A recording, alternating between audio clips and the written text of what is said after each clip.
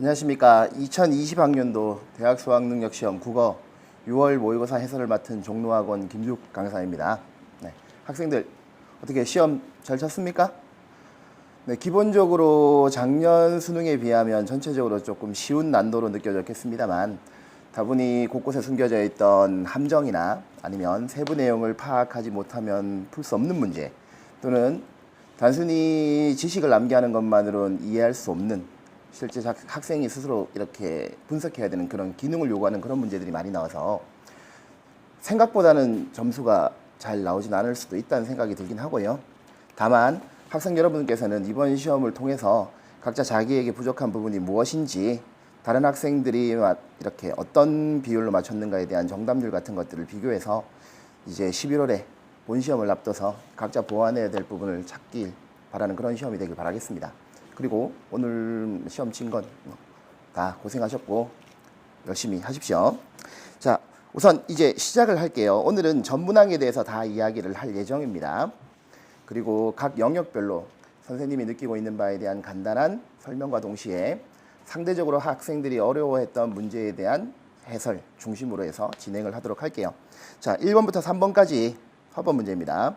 항상 화법이 나왔을 때는 우리가 말하기의 종류를 먼저 생각을 해야 됩니다.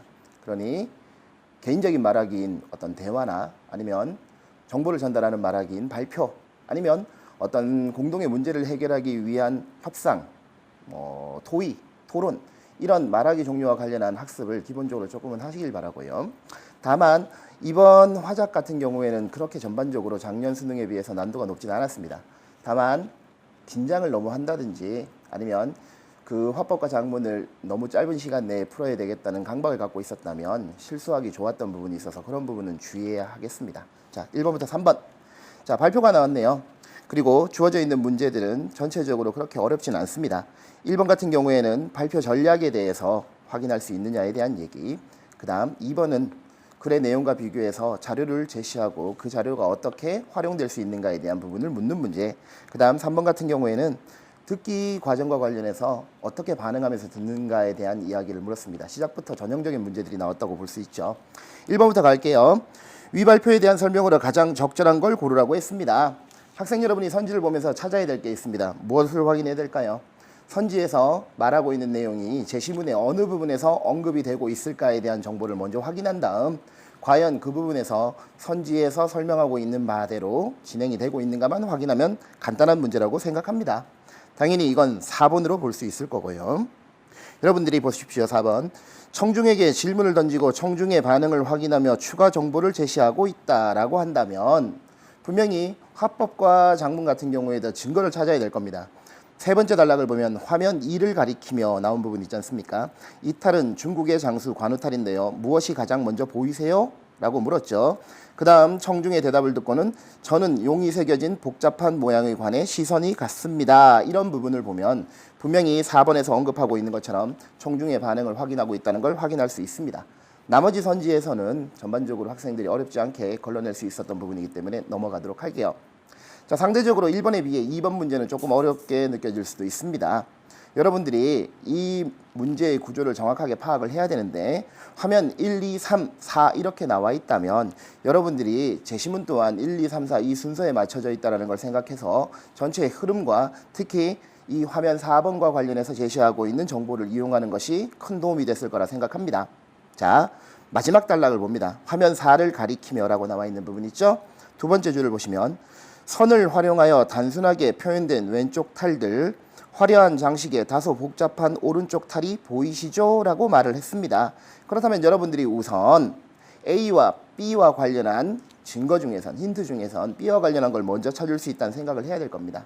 그렇게 본다면 상대적으로 쉽게 도출이 될 거라고 봅니다. 탈들의 복잡성이 대비되도록 유형화하여 제시하기. 애초에 화면 4를 보게 된다면 화의 탈과 아프리카의 탈을 묶어 놓았고 따로 중국의 그 관우상을 이렇게 구분했지 않습니까? 그러면서 관우상에 대해서는 어떤 서술을 했습니까? 복잡한 형태와 장식에 대한 이야기를 했지 않습니까? 그렇게 본다면 2번으로 쉽게 도출될 수 있습니다. 여러분이 쫓기는 마음에 4번 선지를 고른 학생이 일부 있을 걸로 생각됩니다만 4번 보시면 천천히 읽어보세요. 장식성이 대비되도록 제시한다. 이 부분에 집중할 것이 아니라 B와 관련한 부분에선 탈들의 관이 가진이라고 이야기를 했습니다. 그렇다면 이 말은 이 세 개의 탈들이 전부 다 관을 가지고 있다는 걸 전제하고 있는 서술이기 때문에 전혀 무관하다는 걸 알 수 있겠죠. 나머지 1, 3, 5번은 쉽게 날릴 수 있는 것이어서 넘어가겠습니다. 자, 그 다음에 3번 볼게요. 반응하며 듣기 부분. 화법 부분에서는 이런 유형의 문제가 상대적으로 어렵게 느껴질 수 있고요. 조금은 연습이 필요한 부분입니다. 그리고 학생이 어떻게 반응하고 있는가에 대해서 여러분들이 스스로 판단해야 되는 부분이 있거든요. 자, 보기를 봅니다. 저 탈이 화해탈인 줄 알았는데 화해탈의 종류가 한 종류였구나. 양반탈 말고 다른 화해탈도 설명해 주겠지? 선생님의 눈에 부각되는 건 화해탈의 한 종류였구나 라는 새로운 깨달음과 동시에 설명해 주겠지라고 앞니를 예측하고 있는 부분이라고 볼 수 있겠습니다. 당연히 1번에 해당하는 내용이라고 볼 수 있겠죠. 그렇게 부각되는 부분만 본다면 두 번째 나도 그 다음 마지막에 나오고 있는 생각했었어 이 부분만을 살펴볼 수 있죠. 그렇게 본다면 당연히 몇 번 선지가 날아가겠습니까? 4번 선지가 날아갈 수 있습니다. 자, 그 다음 세 번째 보기를 보면 발표자가 말한 대로 그 다음 마지막에 뭐가 있죠? 좋을 것 같아. 당연히 3번 선지도 날아가게 될 거라고 봅니다. 그 다음 이제 남은 건 2번과 5번 선지밖에 없지 않습니까? 자, 우선 답이 2번이니까 5번에 대한 얘기를 할게요. 발표를 통해 알게 된 새로운 정보를 활용하여 기존 지식을 수정하며 듣고 있다. 이게 첫 번째, 두 번째, 세 번째 보기 어느 부분과 관련성이 있겠습니까? 첫 번째 보시면 화해탈의 한 종류였구나 라고 했지 않습니까? 그 앞에 뭐라고 했죠? 저 탈이 화해탈인 줄 알았는데 기존 지식에 대한 점검이 있다는 걸 알 수 있죠. 답은 당연히 2번이 될 겁니다. 자, 넘어갈게요. 자, 4번부터 7번까지는 화법과 작문이 결합되어 있는 문제입니다. 상대적으로 이런 부분에서는 어려운 문제들이 많이 출제되었는데 올해는 쉽게 나왔네요. 자, 첫 번째 가는 정보를 전달하는 목적을 가지고 있는 뭐죠? 기사문입니다. 나는 자, 가의 보도 이후에 중요한 정보입니다. 지역사회에서 개최된 협상이라고 했습니다. 이건 화법과 관련한 부분에서 공동의 문제 해결의 과정에 해당하는 말하기지 않습니까? 그죠? 자, 각각의 그 글과 말하기의 종류를 기반으로 해서 문제를 풀어보도록 할게요. 4번 같은 문제는 글의 핵심 내용을 파악해서 보기와 매칭을 시키는 그런 문제 유형인데요. 차분차분하게 내용을 하나씩 찾아 나가면 결코 어렵지 않게 파악할 수 있습니다. 애초에 1번부터 4번까지는 두 번째 단락, 세 번째 단락, 네 번째 단락 가에서 다 확인할 수 있으니까요. 맞습니까? 자, 이건 별로 어렵지 않았습니다. 대부분의 학생들이 맞췄어요. 넘어갈게요. 5번 봅니다. 자, 보기는 기억의 초안이다. 보기를 기억과 같이 수정한 이유로 가장 적절한 것은 자, 이건 작문과 관련해서 고쳐쓰기 영역의 문제가 될 겁니다. 고쳐쓰기의 원리가 뭐죠? 삭제, 첨가, 재구성이죠. 그렇다면 보기의 부분을 찬찬히 살펴보면서 기억이 어떻게 바뀌었는가를 봅니다. 그렇다면 보기를 읽어봤을 때 그러나 관광객 수가 마을의 관광 수용력을 초과했다. 이 문장에 대해서 기억은 어떻게 되어 있습니까? 추가된 부분이 있죠? 뭐라고 추가됐죠? 마을이 감당할 수 있는 방문 인원의 최대치인이라고 관광 수용력에 정의를 더하고 있죠? 맞습니까? 그런 맥락이라면 당연히 2번을 골랐어야 됩니다. 의외로 학생들이 이런 문제를 틀리는 경우가 있는데 언제나 보기를 기준으로 해서 제시문에 수정된 부분의 차이를 찾는 데 포인트를 맞추길 바랍니다. 무엇이 더해지고 무엇이 빠지고 무엇이 바뀌었는가 이런 부분을 찾으면 될 겁니다. 자, 그 다음 6번 문제. 솔직히 개인적으로는 화법 작문 문제 중에서 이런 유형의 문제가 가장 어렵다고 생각을 했습니다. 기본적으로 차분차분하게 내용을 매칭을 해야 되고 판단해야 되는 대상이 여러 개가 있으니까요. 그런데 기본적으로 학생들이 이런 부분에 대한 연습을 많이 했는지 이번에는 정답률이 상당히 높게 나온 듯 하더라고요. 자, 하나씩 매칭을 하는 겁니다. 1번 봅니다. A에서는 가와 관련한 문제 상황을 언급하며 상대 측의 요구에 대한 입장을 제시한다라고 이야기를 했습니다. A는 어떤 부분이 나왔는지 먼저 확인해 볼게요. A 뭐라고 나왔습니까? 저희도 사업이 성공적으로 진행되기 위해 노력할 것입니다. 됐죠? 그렇다면 분명히 바로 위에 시청 측에서 어떤 말을 했었을 거라는 거죠. 자, 그 시청 측의 말은 뭐라고 나와 있죠? 관광객에게 한옥 내부를 직접 관람하는 기회를 제공하면 관광객의 만족도를 높일 수 있지 않겠습니까? 라고 말했지 않습니까? 그런 점을 유기적으로 살펴보는 겁니다. 바로 위에서 시청이 말했던 부분, 그리고 그것에 대해서 주민 측이 보이고 있는 반응으로서 A에서 E까지 대응을 시켜보게 된다면 전체적인 맥락에 어울리지 않는 선지를 찾을 수 있습니다. 그건 바로 4번이었습니다. 자, 4번 한번 봅니다. D에서는 라에 대한 입장이라고 했죠. 라를 봅니다. 일자리 창출입니다. 자, 그 일자리 창출에 대한 입장을 드러내면서 상대 측에 그에 대한 대안을 요구한다고 했죠. 그러면 지금 여기 D에서 말하고 있는 화제는 무엇이어야 합니까? 바로 일자리와 관련한 부분이어야 되겠죠. 물론 여러분들이 읽어보면 D에서 일자리와 관련한 서술처럼 보일 수 있는 부분이 있긴 합니다. 맞죠? 어떤 부분입니까? 관광산업에 종사하는 일부에게만 돌아간다라는 부분은 일자리와 관련한 것처럼 보일 수 있습니다만 여러분들이 놓치면 안 되는 것은 바로 시청 측이 그 위에서 어떤 말을 했던가였습니다. 자, 시청 측이 바로 위에서 무슨 말을 했습니까? 지역민 일자리 창출이라는 측면에서 채용권은 수용할 수 있습니다. 그 다음 봅니다. 대신 개방 시간은 늘려주시길 바랍니다. 시청은 화제를 일자리에서 개방 시간으로 바꿨습니다. 당연히 일자리에 대한 이야기가 더 이상 진행되기 어렵다는 걸 생각한다면 당연히 4번을 답으로 고를 수 있었을 겁니다. 이해되셨죠? 차분차분하게 연습을 하시고, 그리고 이런 문제 같은 경우는 그 자체의 난도와 상관없이 학생들이 심리적으로 상당히 쫓기는 그런 마음으로 풀 수 있기 때문에 실수하기 딱 좋습니다. 평상시에 화법과 작문에서도 시간을 써야 되는 문제는 쓸 것이다 라는 생각을 하고 문제를 푸는 습관을 갖췄으면 좋겠습니다. 자, 그 다음에 7번 문제, 담화의 의도와 관련한 문제로 볼 수 있겠습니다. 가장 적절한 걸 찾으라고 한다면 ABC에서 전부 다 뭘 얘기를 하고 있나요? 앞으로 주민 측이 얻을 수 있는 혜택에 대한 이야기를 먼저 하고 있지 않습니까? 그러면서 각자 그 부분을 통해서 시청이 의도하고 있는 그 바가 드러나고 있으니 7번은 쉽게 모두가 2번으로 골랐을 겁니다. 넘어가겠습니다. 자, 8번부터 10번까지 작문 문제입니다. 가는 학생의 일기입니다. 나는 글의 초구라고 했는데 어떤 글이죠? 읽어보면 건의문이라는 걸 알 수 있죠. 자, 기본적으로 여기선 글의 종류와 관련한 문제가 나올 가능성이 있었습니다. 일기라고 하는 것은 개인적인 글쓰기의 방식입니다. 반면 건의문이라고 하는 것은 사회적인 글쓰기 방식으로서 예상 독자와 글쓰는 목표를 기본적으로 전제를 하고 글이 만들어지는 거지 않습니까? 그런 부분들을 여러분들이 잘 포착해냈다면 결코 어렵지 않게 문제들을 풀 수 있었을 겁니다. 8번은 그런 맥락에서 당연히 3번이 됩니다. 그죠? 가는 나와 달리 예상 독자의 관심사에 대한 분석이 글쓰기에 중요하게 작용한다. 가나가 바뀌어야 되겠죠. 넘어갑니다. 자, 그 다음 9번 문제 볼게요. 자, 이건 내용 생성하기 문제로서 전형적으로 작문에서 항상 출제되었던 부분이겠죠. 언제나 보기에서 조건을 찾아야 됩니다. 자, 보기의 세 번째 줄, 건의 내용을 언급한다. 그렇다면 모든 선지에 나와 있는 재질을 개선한다면 이라는 부분이 들어갈 겁니다. 그러면 이제 뒤에 나오는 조건이죠. 소비자와 기업 양쪽이 얻게 될 이익, 소비자에게도 이익이다.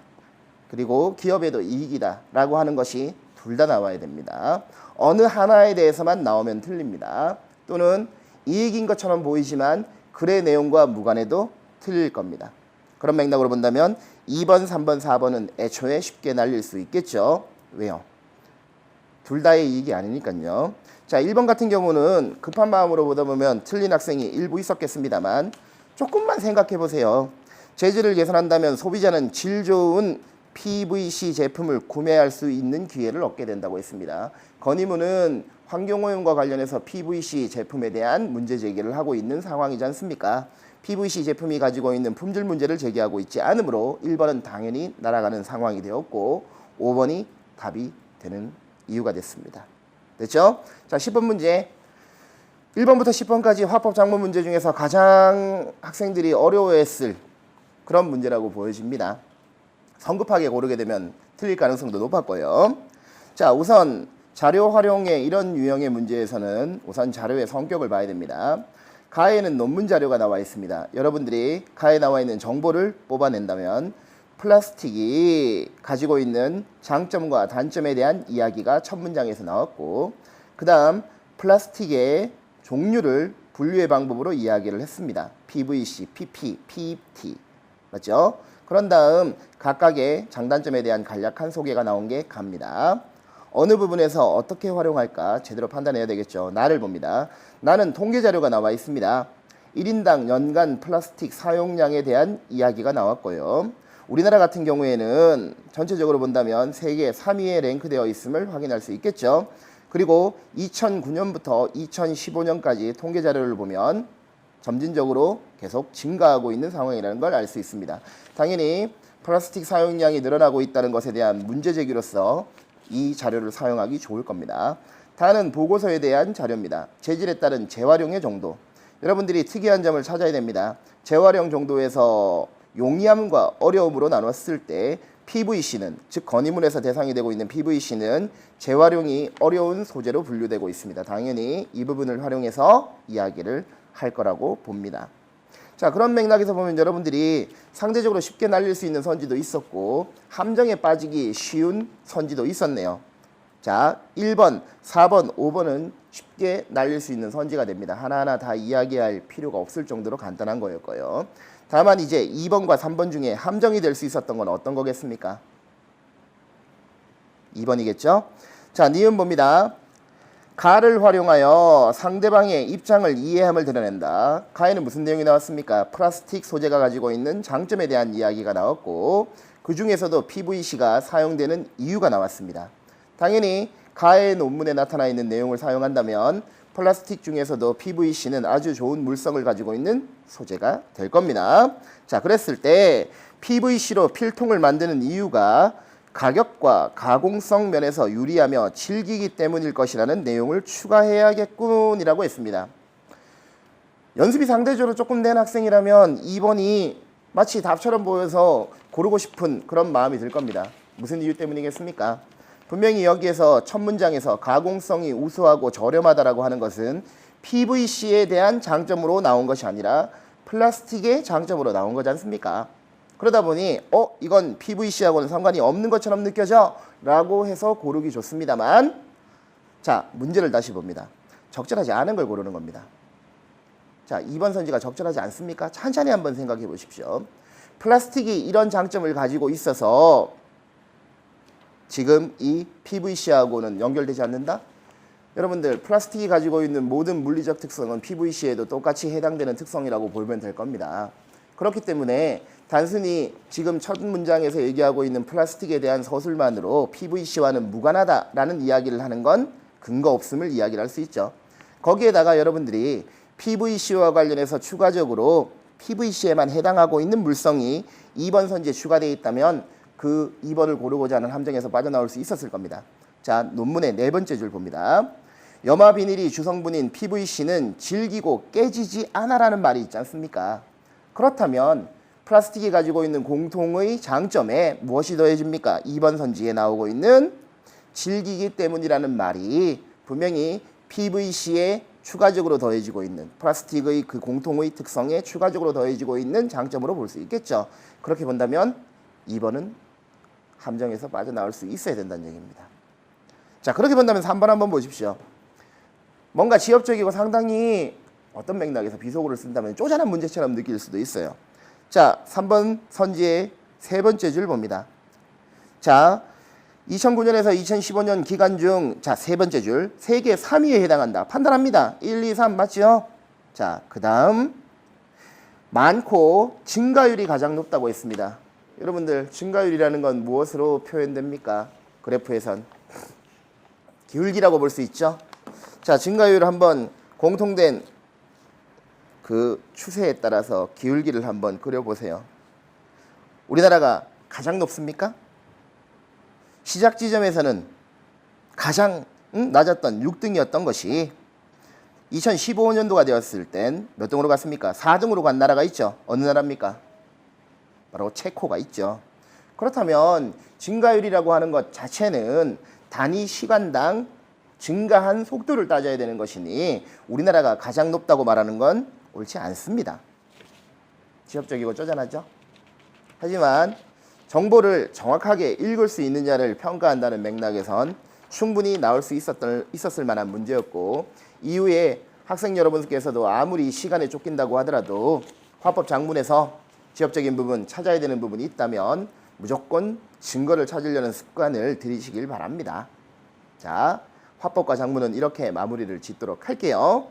별로 난도만을 따지고 보면 높진 않았습니다만 학생들이 심리적 이유 때문에 분명히 어렵거나 긴장을 해서 이렇게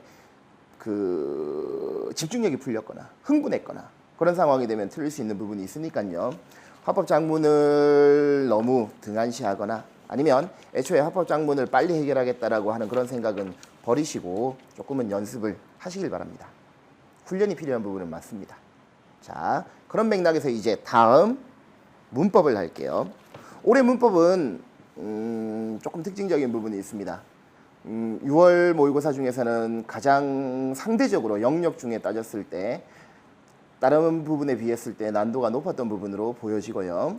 그리고 기존에는 문법 지식을 활용하는 부분으로 거의 웬만큼 해결될 수 있었던 문제가 출제되었다면 올해 6월 문법 같은 경우에는 문법 지식을 활용해야 되는 부분, 그러니까 응용하고 그리고 문법적 감각이나 안목 같은 것들을 직접 우리가 익히면서 사용할 수 있느냐를 묻는 그런 문제가 나왔습니다. 조금 문법 부분에 대해서 학생 여러분들께서도 지식을 다시 한번 정리하시고 무엇보다 기출도 좋고요. 아니면 여러 문제들이 있지 않습니까? 그 속에서 묻고 있는 부분에 대한 답을 찾는 걸로 끝내지 말고 그 문제에서 관련된 지식 같은 것들을 정리하면서 여러분들이 출제자의 입장에서 이걸 변형해서 응용해서 출제한다면 어떤 부분들이 만들어질 수 있을까? 이런 것들 한번 생각해 보면 좋겠네요. 자, 바로 시작할게요. 11번, 12번. 자, 제시문을 먼저 주고 거기 나와 있는 문법 지식을 바탕으로 해서 실제 사례에 적용할 수 있느냐의 문제가 두 문제 나왔습니다. 문법 문제이긴 하지만 다분히 이해력을 요구하고 있는 문제라서 학생들이 조금 당황스러웠을 수도 있습니다. 하지만 그래서 얘기하고 있는 문법 지식이 무엇인가 그것만 정확하게 우선 확인했다면 그렇게 어렵지만은 않았던 문제 유형이라고 봅니다. 여러분들이 확인해야 될 지식이 무엇인지 생각해 봅니다. 첫 번째 단락에서 어떤 개념을 얘기를 하고 있습니까? 어휘적 빈자리에 대한 이야기를 하고 있습니다. 그러면 어휘적 빈자리가 어떤 개념을 가지고 있는가를 먼저 확인할 필요가 있겠죠. 첫 번째 단락의 마지막 문장입니다. 어휘적 빈자리 바로 위에 줄. 언어의 어휘 체계 내에서 개념은 존재하지만 실제 단어가 존재하지 않는 경우를 얘기를 합니다. 즉 무엇인지는 알지만 사전에서 그걸 한 단어로 찾을 수 없는 경우 어떻게 해야 될까라는 문제가 발생하게 되죠. 그 문제 상황을 어휘적 빈자리라고 이야기를 했습니다. 자, 그런 다음 단락부터 읽어보게 되면 네모 쳐진 부분에서 논의가 확실해지죠. 그 어휘적 빈자리를 채우는 방식을 얘기를 합니다. 읽어보면 첫 번째 방식은 됐지 않습니까? 그러면 읽을 방법이 생각난 겁니다. 그 다음 단락을 보면 두 번째 방식은 나왔죠.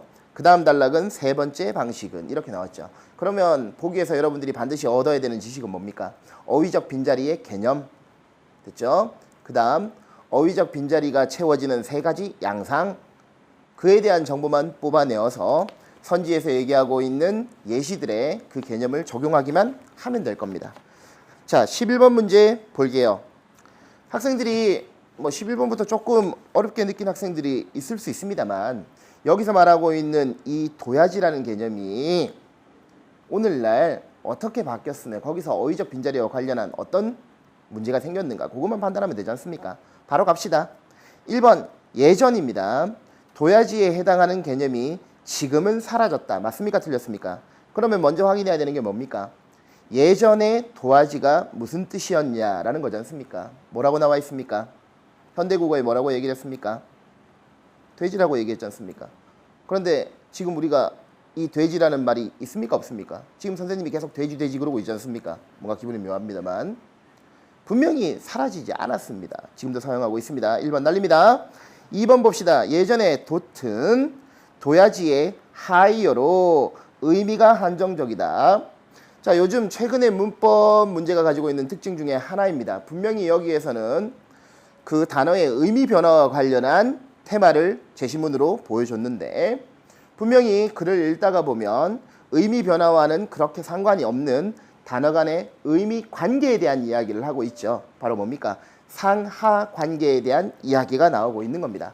상하 관계라는 게 무엇인지 아시죠? 바로 포함 관계처럼 볼 수 있는 겁니다. 이런 얘기를 할 수 있겠죠. 기출에서 확인해 본다면 장기는 뭡니까? 숙공이죠. 그 바로 위에 뭐가 상이어가 있죠. 꽁이라는 것이 있죠. 맞습니까? 바로 꽁이 이 경우에는 뭐가 됩니까? 상이어가 되고 장기가 하이어가 되겠죠.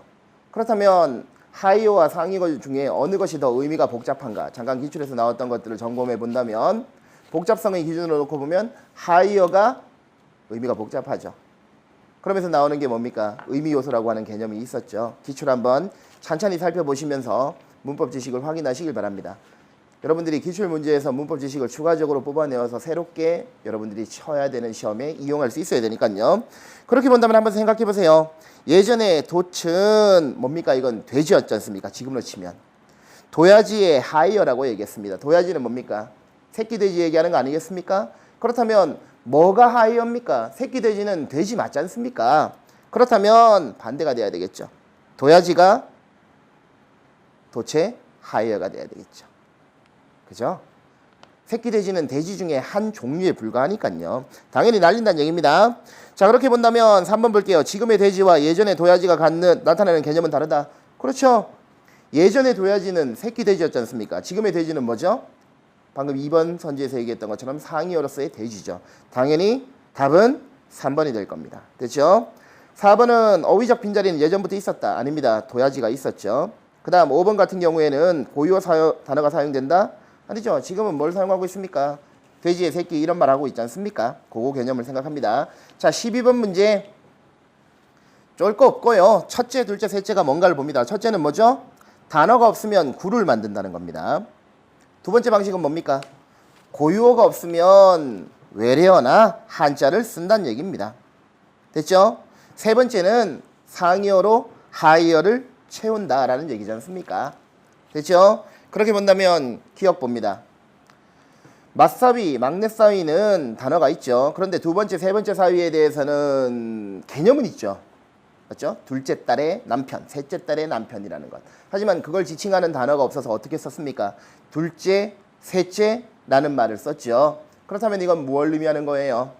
한 단어로 될 수 있는 것을 두 단어 이상으로 썼으니 구로 바꾼 걸로 봐야 됩니다. 첫 번째 방식이겠죠. 됐습니까? 기억은 무조건 들어가야 됩니다. 바로 4번 날립니다. 자, 니은 봅니다. 꽁 나왔죠? 장기에 해당하는 그리고 단어가 있죠. 그리고 암컷에 해당하는 까투리가 있습니다. 그런데 꽁의 새끼를 나타내는 단어가 없습니다. 그러면 어떻게 해야 될까요? 니은을 만약 썼다면 한자어나 외래어 같은 것들을 썼겠죠. 그런데 어떻죠? 여기에서 고유어를 가져왔다고 했죠. 제시문과는 전혀 상관이 없습니다. 니은 날립니다. 그 다음 디귿은 택도 없는 얘기죠. 답은 1번으로 확정이 돼야 됩니다. 자, 그 다음 13번 문제 볼게요. 중세국어 나왔어요. 이걸 보면 학생 여러분들이 얼마나 중세국어 부분을 어려워하는가를 다시 한번 확인할 수 있죠. 왜입니까? 분명히 중세국어에서 의문문의 종류에 따라서 어미가 어떻게 분화되는가에 대해선 이미 기출을 통해서도 확인할 수 있죠. 맞습니까? 지금 여기서도 그걸 이미 다 얘기했습니다. 여러분들 한번 보세요. 자, 두 번째 줄을 봅니다. 용언에 어간에 어미가 붙었다. 그러면 동사나 형용사가 활용한 형태에서 자, 먼저 조건이 나왔죠. 판정의문문 나왔습니다. 판정의문문 뭡니까? yes or no로 답할 수 있는 질문입니다. 그 다음 뭐가 나왔죠? 설명의문문은 뭐죠? 구체적인 정보를 요구하는 질문입니다. 뭐가 필요합니까? 의문사가 필요하다는 거 알죠? 그때 어미의 형태가 어떻게 되어 있죠? 녀, 뇨 두 가지로 나뉘죠.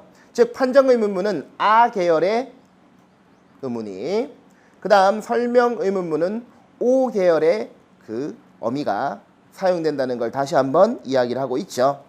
됐습니까? 자, 반면 네모 한번 쳐볼게요. 독해의 편의를 위해서. 체언의 보조사가 결합해서 서술어가 된다. 이 말은 뭡니까? 체언 다음에 이냐? 라고 묻는 이지 않습니까? 서술격 조사를 붙여서 의문형을 만든 걸 얘기를 하는 겁니다. 자, 그랬을 때 판정의문문은 뭐라고 했어요? 역시 아 계열이죠. 가가 붙었죠. 설명의문문은 오 계열이죠. 고가 붙었죠. 됐죠? 자, 그런 다음 맨 마지막으로 그런데 네모칩니다. 항상 기본적인 원칙을 주고 단, 그런데 이러면서 제한적인 단서를 붙입니다. 항상 그 제한적인 단서 뒷부분에 나오는 부분은 답을 가르는 중요한 정보가 나오는 부분이기 때문에 주의해야 된다는 걸 알 수 있죠. 자, 잘 읽어봅니다. 주어가 2인칭일 때 2인칭이 뭡니까? 바로 화자의 앞에 서 있는 사람을 지칭하는 거죠. 뭐로 표현됩니까? 너, 그대 뭐 이런 것들이 다 되겠죠. 당신 이런 것도 되겠죠. 자, 그런 경우에는 보세요. 판정의문문이든 설명의문문이든 상관없이 종류와 상관없다고 했잖아요. 종교렴이 니은다를 붙인다. 됐습니까? 그럼 여러분들은 애초에 뭘 해야 될까요? 주어져 있는 기역, 니은, 디귿이 현대국어로 쳤을 때 선생님 같으면 제일 마지막에 있는 기준으로 먼저 접근해 볼 겁니다. 자, 이 이름이 무엇인가 라고 얘기했을 때 우선 맨 마지막 조건으로 나와 있는 인칭일 때는 주어가, 여기서 주어는 뭡니까? 이 이름이죠. 이건 인칭 확인할 수 없죠. 반면 두 번째 니은 봅니다. 네, 어때, 아니, 니은 이렇게 나온 부분을 현대국어로 봅니다. 내가 라는 말 나왔죠. 내가, 내 동그라미 칩니다. 그러면 이건 뭐예요? 인칭이죠. 그럼 무조건 니은답니다. 자, 세 번째 디귿 봅니다. 그대는 보디라고 나와 있고 다 필요 없고 현대국어 봅니다. 그대 동그라미 칩니다. 그대 몇 인칭입니까? 2인칭이죠. 그러면 우선 기억에 무엇이 들어가는지 상관없이 니은과 디귿은 니은다로 끝이 나야 됩니다. 맞습니까? 그렇다면 몇 번밖에 안 됩니까? 2번과 4번 둘 중에 하나만 골라야 됩니다. 여러분들이 문법 지식에 대한 자신감이 있었다면, 그리고 꾸준히 기출문제를 분석하면서, 그리고 기출문제를 답만 풀고 끝내는 것이 아니라 지식을 학습하면서 봤다면 이 문제 전혀 어렵지 않습니다. 지식이 탄탄해야 어떤 문제를 해결할 방법이 바로 보이는 겁니다. 자, 그럼 이제 우리가 판단해야 되는 건 바로 뭐예요? 기억이 판정의문문인가 설명의문문인가만 구분하면 되는 거 아니겠습니까?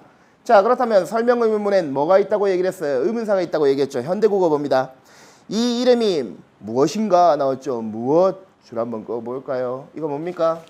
이름을 알려달라는 얘기 맞죠? 의문사입니다. 그렇다면 뭐로 가야 되죠? 5계열로 가야 됩니다. 2번과 4번 중에 몇 번입니까? 2번이죠. 학생들이 시험이 끝나면 항상 중세국어 문제 어렵다고 하고 이 문제도 분명히 어렵다고 말할 거 분명한데 선생님은 너무너무 답답합니다. 우리가 기출문제를 왜 풀며 무엇보다 문법 지식을 왜 공부하겠습니까? 분명히 여러분들이 여기서 문법과 관련한 교훈을 반드시 얻길 바랍니다. 기출에 대한 철저한 분석, 지식에 대한 확인, 그런 부분이 될 겁니다. 자, 그 다음 이제 14번 문제. 항상 나오는, 이거는 보면서 얘기할게요. 자, 항상 나오는 의문의 변동 문제입니다. 해야 될 일이 많네요. 자, 보기에 대한 이해로 적절하지 않은 것은 세 가지 예가 나왔습니다. 풀립, 읍내, 벼훌치. 자, 그렇다면 선지를 봤을 때 확 부담스럽죠. 뭐가 나왔습니까? 의문 변동의 횟수를 묻고 있습니다. 자, 중요한 거 얘기합니다. 의문 변동과 관련한 문제가 나오면 무조건 최종 결과를 보는 것이 아니라, 즉 풀립이 풀립 이렇게 바뀌고 있는 이런 부분을 보는 것이 아니라 사이에 생략된 의문 변동을 찾겠다는 생각을 해야 됩니다. 항상 적어가면서 어떤 변동이 있었는가에 대한 이야기를 해야 되겠죠. 예를 들면 기억 얘기해 볼게요. 풀, 잎이 최종적으로 저렇게 풀리까지 가는 과정을 얘기를 할게요. 어떤 과정이 필요할까요? 먼저 순서는 뭐 상관없겠습니다만 풀잎이라고 먼저 뭐가 생겼죠? 뭐가 생겼죠? 음절의 끝소리 규칙이 먼저 적용된 겁니다. 그런 다음 이것이 다시 어떻게 됩니까? 풀과 잎이 합쳐진 거 아니겠습니까? 그러면 합성어죠? 그리고 뒤에 어근이 이 계열의 모음으로 시작하고 있기 때문에 무엇이 어떻게 돼야 됩니까? 바로 니은이 첨가돼야 되겠죠? 맞습니까? 그렇다면 이 경우는 뭐라고 얘기할까요? 니은 첨가라고 선생님이 이야기를 할게요. 그러면 최종적으로 풀립 이렇게 발음합니까? 풀의 받침에 리을의 영향을 받아서 지금 저기서 말하고 있는 것처럼 무엇이 되고 있습니까? 니은이 리을로 바뀌었습니다. 이걸 유음화라고 이야기를 하죠. 됐습니까? 여러분들이 직접 해야 되는 건 뭐죠? 숨겨진 횟수를 무조건 찾아야 됩니다. 이거 진짜 고민해야 되면 됐죠? 자, 그 다음에 읍내 같은 경우 어차피 1번 선지 해야 되니까요. 봅시다. 읍내 리을 피읍에다가 무엇이 되어 있습니까? 내가 되어 있죠? 자, 그렇다면 제일 먼저 어떤 일이 있어야 돼요? 각각의 음절이 먼저 끝소리가 될 수 있다면 끝소리를 하고, 지금 이 경우처럼 겹받침이 되어 있으면 자음군 단순화가 되었겠죠? 그렇게 되면 뭐가 사라집니까? 이 경우는 리을이 사라집니까? 피읍이 사라집니까? 을내라고 합니까? 읍내라고 합니까? 지금 저기 보기를 보세요. 읍내라고 얘기를 했죠. 그러면 이 경우에는 먼저 리을이 사라졌습니다. 요것이 어떻게 됐어요? 없어졌죠. 그러면 이건 탈락으로서 자음군 단순화, 줄여서 자단이라고 할게요. 됐습니까? 그 다음에는 어떤 일이 있을까요? 피읍이 혼자 쓸 수 있습니까? 대표음으로 나가는 거 아니에요? 그럼 피읍의 대표음은 뭐예요? 비읍이지 않습니까? 읍, 내로 가겠죠. 그렇다면 피읍이 비읍으로 바뀌었으니까 뭐라고 얘기를 할까요? 음절의 끝소리 현상이라고 얘기를 하겠습니다. 자, 그런데 발음 한번 해보세요. 읍, 내 발음하기 쉽지 않지 않습니까? 최종적으로 어떻게 돼요? 네라고 갔네요. 그러면 비읍이 미음으로 바뀌었습니다. 무엇의 영향을 받았죠? 바로 뒤에 나오고 있는 니은의 영향을 받아서 맞지요? 미음으로 바뀌었죠. 이걸 뭐라 그럽니까? 비음화라고 얘기를 하죠. 됐습니까? 자, 1번 날립니다. 간단하다고요. 하자고. 자, 그 다음에 기역과 니은에선 인접한 자음과 조음 방법이 같아진다. 조음 방법이 같아진다. 자, 음운 변동에서 선생님이 1번 선지에서 뭐라고 했어요? 숨겨진 횟수의 맞죠? 그 부분을 찾기 위해서는 숨겨진 음운 변동을 찾아야 된다는 얘기를 했죠. 그러면 자, 2번 선지에서 선생님이 어떤 교훈을 얘기를 할까요? 무조건 자음 체계표를 학습하라는 말을 선생님이 할게요. 알죠? 음운 배우면 제일 먼저 얘기했던 거 있지 않습니까? 좋은 방법이 같아진다라는 얘기는 자, 자음 체계표 실제로 그려본다면 이런 식이지 않습니까? 다 그리진 않겠습니까? 됐죠? 시간 관계상. 자, 그랬을 때 세로축과 가로축은 각각 뭘 얘기를 하나요? 가로축은 조음 기관을 얘기를 하죠. 입술에서 시작해갖고 목청까지요. 맞죠? 그러면 여기 세로축은 뭘 얘기를 합니까? 조음 방법이 같아지죠? 됐습니까? 그렇다면 조음 방법이 같아진다는 얘기는 가로축으로 이동했단 말입니까? 아니란 얘기입니까? 아니죠. 무조건 어떻게? 세로축으로 이동해야 되겠죠. 세로축으로 이동하는 대표적인 게 바로 뭐가 있겠습니까? 비음화와 유음화죠. 맞지 않습니까? 지금 여기에 비음화 여기 있죠? 유음화 여기 있죠? 비음화는 어떻게 되는 거예요? 비읍이 입술 소리 여기 있겠죠? 파이름이니까. 그리고 그것이 어디로 갑니까? 입술 소리로서 비음으로 내려갔죠? 이렇게 가지 않습니까? 맞죠? 유음화 같은 경우는 어떻게 됩니까? 니은이 리을로 가죠? 니은은 여기 있겠죠? 그리고 리을은 이렇게 가겠죠. 둘 다 어떻게 됐어요? 가로축으로는 이동이 없죠? 당연히 2번도 날립니다. 자, 변동과 관련해서 포괄적으로 학생들이 반드시 공부해야 되는 것들을 다 묻고 있는 정말로 포괄적인 문제거든요. 반드시 여러분들이 이후에 고민해야 될 거 숨겨진 음운 변동 찾는다. 다시 한번 강조하는 거예요. 그 다음 자음 모음 체계표를 이해한다. 됐습니까? 자, 그 다음에 세 번째 3번 봅니다. 기역에서 첨가된 음은 자, 기역에서 첨가된 건 뭐였어요? 이게 풀리피 기역이고 맞죠? 음내가 니은이고 저기 디귿은 표울치예요. 그러면 기역에서 첨가된 거는 뭐예요? 니은 첨가죠? 맞습니까? 니은이라고 적습니다. 그 다음에 니은에서 탈락됐다고 했죠? 니은에서 탈락된 거는 뭐가 되고 있어요? 여기잖아요. 리을 탈락이죠? 니은, 리을 당연히 3번 날려야 되겠죠. 이걸 왜 틀립니까? 됐죠? 자, 그럼 이제 4번과 5번밖에 안 남았습니다. 자, 답은 4번이에요. 4번 얘기합시다. 기역 디귿에서 음운 개수가 달라지는 음운 변동이 일어났군이라고 되어 있습니다. 자, 그렇다면 기역에 봅시다. 몇 개예요? 3개. 몇 개예요? 2개. 맞죠? 자, 그러면 여기 풀은 몇 개예요? 3개. 립 몇 개예요? 3개죠? 음운 개수 변했습니까? 안 변했습니까? 변했죠? 기역은 맞습니다. 니은 봅니다. 벼훌티라고 되어 있고 실제 여기서는 벼훌치라고 되어 있죠. 자, 셉시다. 몇 개입니까? 2개. 몇 개입니까? 하나, 둘, 셋, 넷. 밑에 나온 리을 티읕은 2개입니다. 자음군이지 않습니까? 자음군. 맞죠? 이건 2개의 자음이 사용된 걸로 봐야 되겠죠. 4개. 그러면 이는 몇 개입니까? 1개죠? 맞습니까? 그러면 벼훌치 같은 경우에는 2개. 그 다음 3개. 그 다음 2개죠.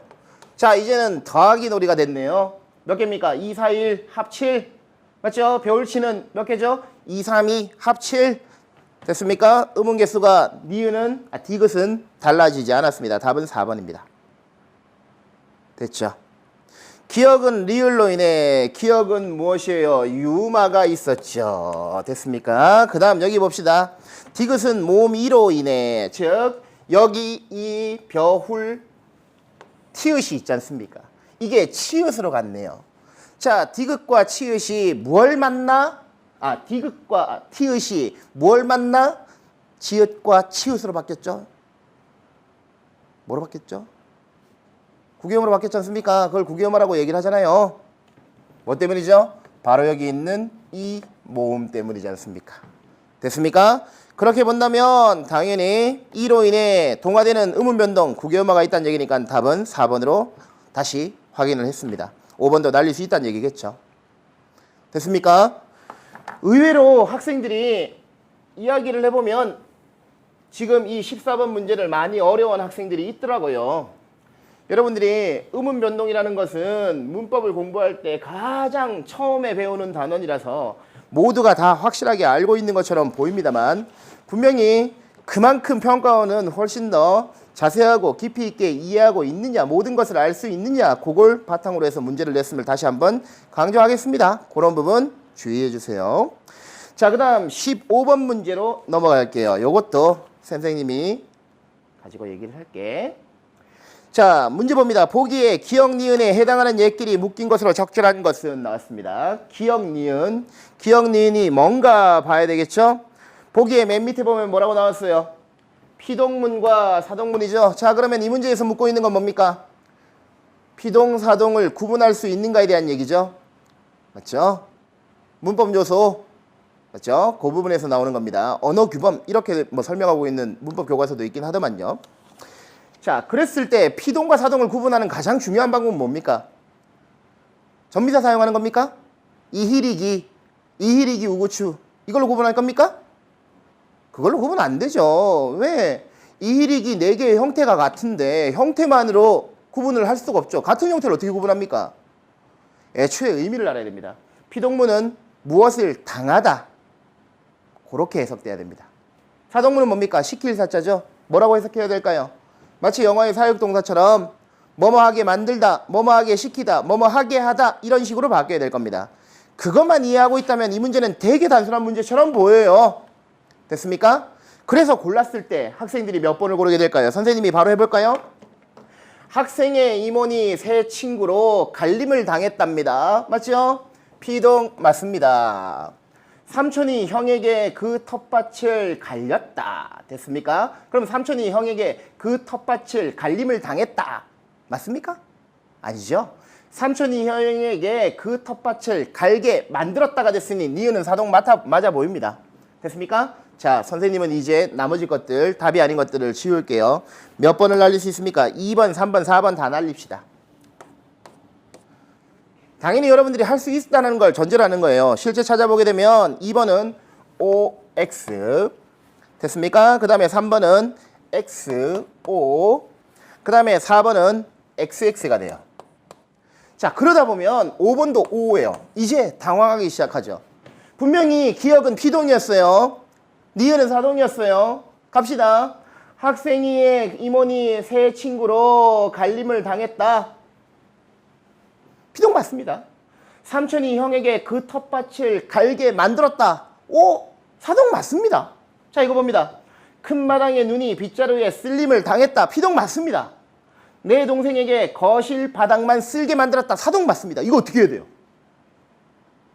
어떻게 해야 돼요? 학생들이 시간이 쫓기니까 그냥 피동, 사동만 구분해서 1번을 골랐죠. 다 틀렸습니다. 자, 여러분이 놓친 게 뭡니까? 선생님이 아까 무슨 말을 했나요? 어떤 문법 단원에 대한 문제처럼 보이는데 사실 다른 문법 단원에 어떤 요소가 숨겨져 있을 수 있다고요. 아까 상하의 개념을 묻고 있는 단어 간의 의미 관계에 대한 얘기가 숨겨져 있는 것처럼 보이는 게 있었지 않습니까? 그것처럼 다시 보기를 보게 되면 우리 눈에 보이는 요소가 있었어야 돼요. 보기 윗부분이죠. 자, 봅시다. 뭐가 나와 있죠? 또한 이 부분이 중요하다는 얘기입니다. 동음이어나 다이어에 대한 얘기가 나왔지 않습니까? 됐습니까? 그 말은 지금 여기 이 뒤에 나오고 있는 이 문제의 의도를 잘 읽어야 돼요. 갈다 1부터 쓸다 2까지에 나와 있는 단어들이 어떤 동음이어나 다이어 중에 출제자의 의도에 맞춰서 특별히 몇 개의 단어들을 선별했다는 얘기입니다. 자, 그랬을 때 아까 선생님이 1번이 틀렸다고 얘기를 했죠? 자, 1번 다시 봅니다. 삼촌이 형에게 그 텃밭을 갈게 만들었다. 갈게 만들었다의 어근은 사실 갈다에서 온 거, 의미적인 근원을 얘기하면 맞죠? 자, 그랬을 때 지금 선생님이 말했던 텃밭을 갈게 만들었다의 갈다는 무슨 뜻입니까? 논이나 밭을 경작하다의 뜻 아니겠습니까? 자, 앞에 페이지로 가볼게요. 뭐 이리 됐어. 논밭을 이렇게 봅시다. 깔끔하게 보게. 경작하다만 남겨놓게 되면 자, 갈다 저기 뭐라고 나왔나요? 어떤 직책에 있는 다른 사람으로 바꾸다죠. 경작하다에 대한 얘기가 있습니까? 없습니까? 없죠. 없죠. 당연히 지금 여기에서 말하고 있는 이 갈렸다와 보기에서 얘기하고 있는 갈다에 대한 의미는 전혀 무관하죠. 아예 지워져 버리는 상황이 됐죠. 그러니 이건 그 자체가 사동이 맞다 하더라도 문제의 조건상 부합할 수 없는 뭐가 됩니까? 선지가 되지 않습니까? 당연히 날려야 되죠. 차라리 이번 시험에서는 문학에 비해 문법이 더 까다롭다고 볼게요.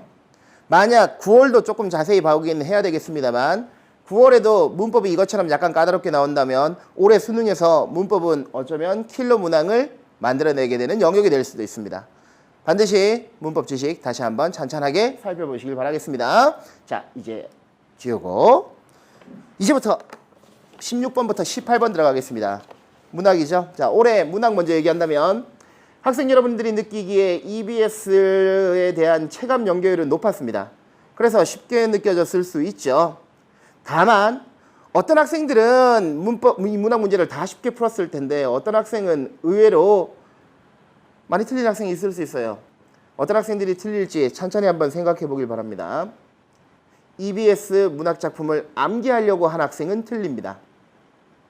여러분들이 EBS 문학 작품을 분명히 학습으로 쌓는 노트, 그래서 자신감도 얻고 그 속에서의 실력도 키우는 건 분명히 중요합니다만 애초에 문학과 관련한 기본 이론을 탄탄하게 다져놓고 그 이론에 따라서 주어져 있는 텍스트 또는 주어져 있는 작품을 직접 해석하는 연습을 해야 됩니다.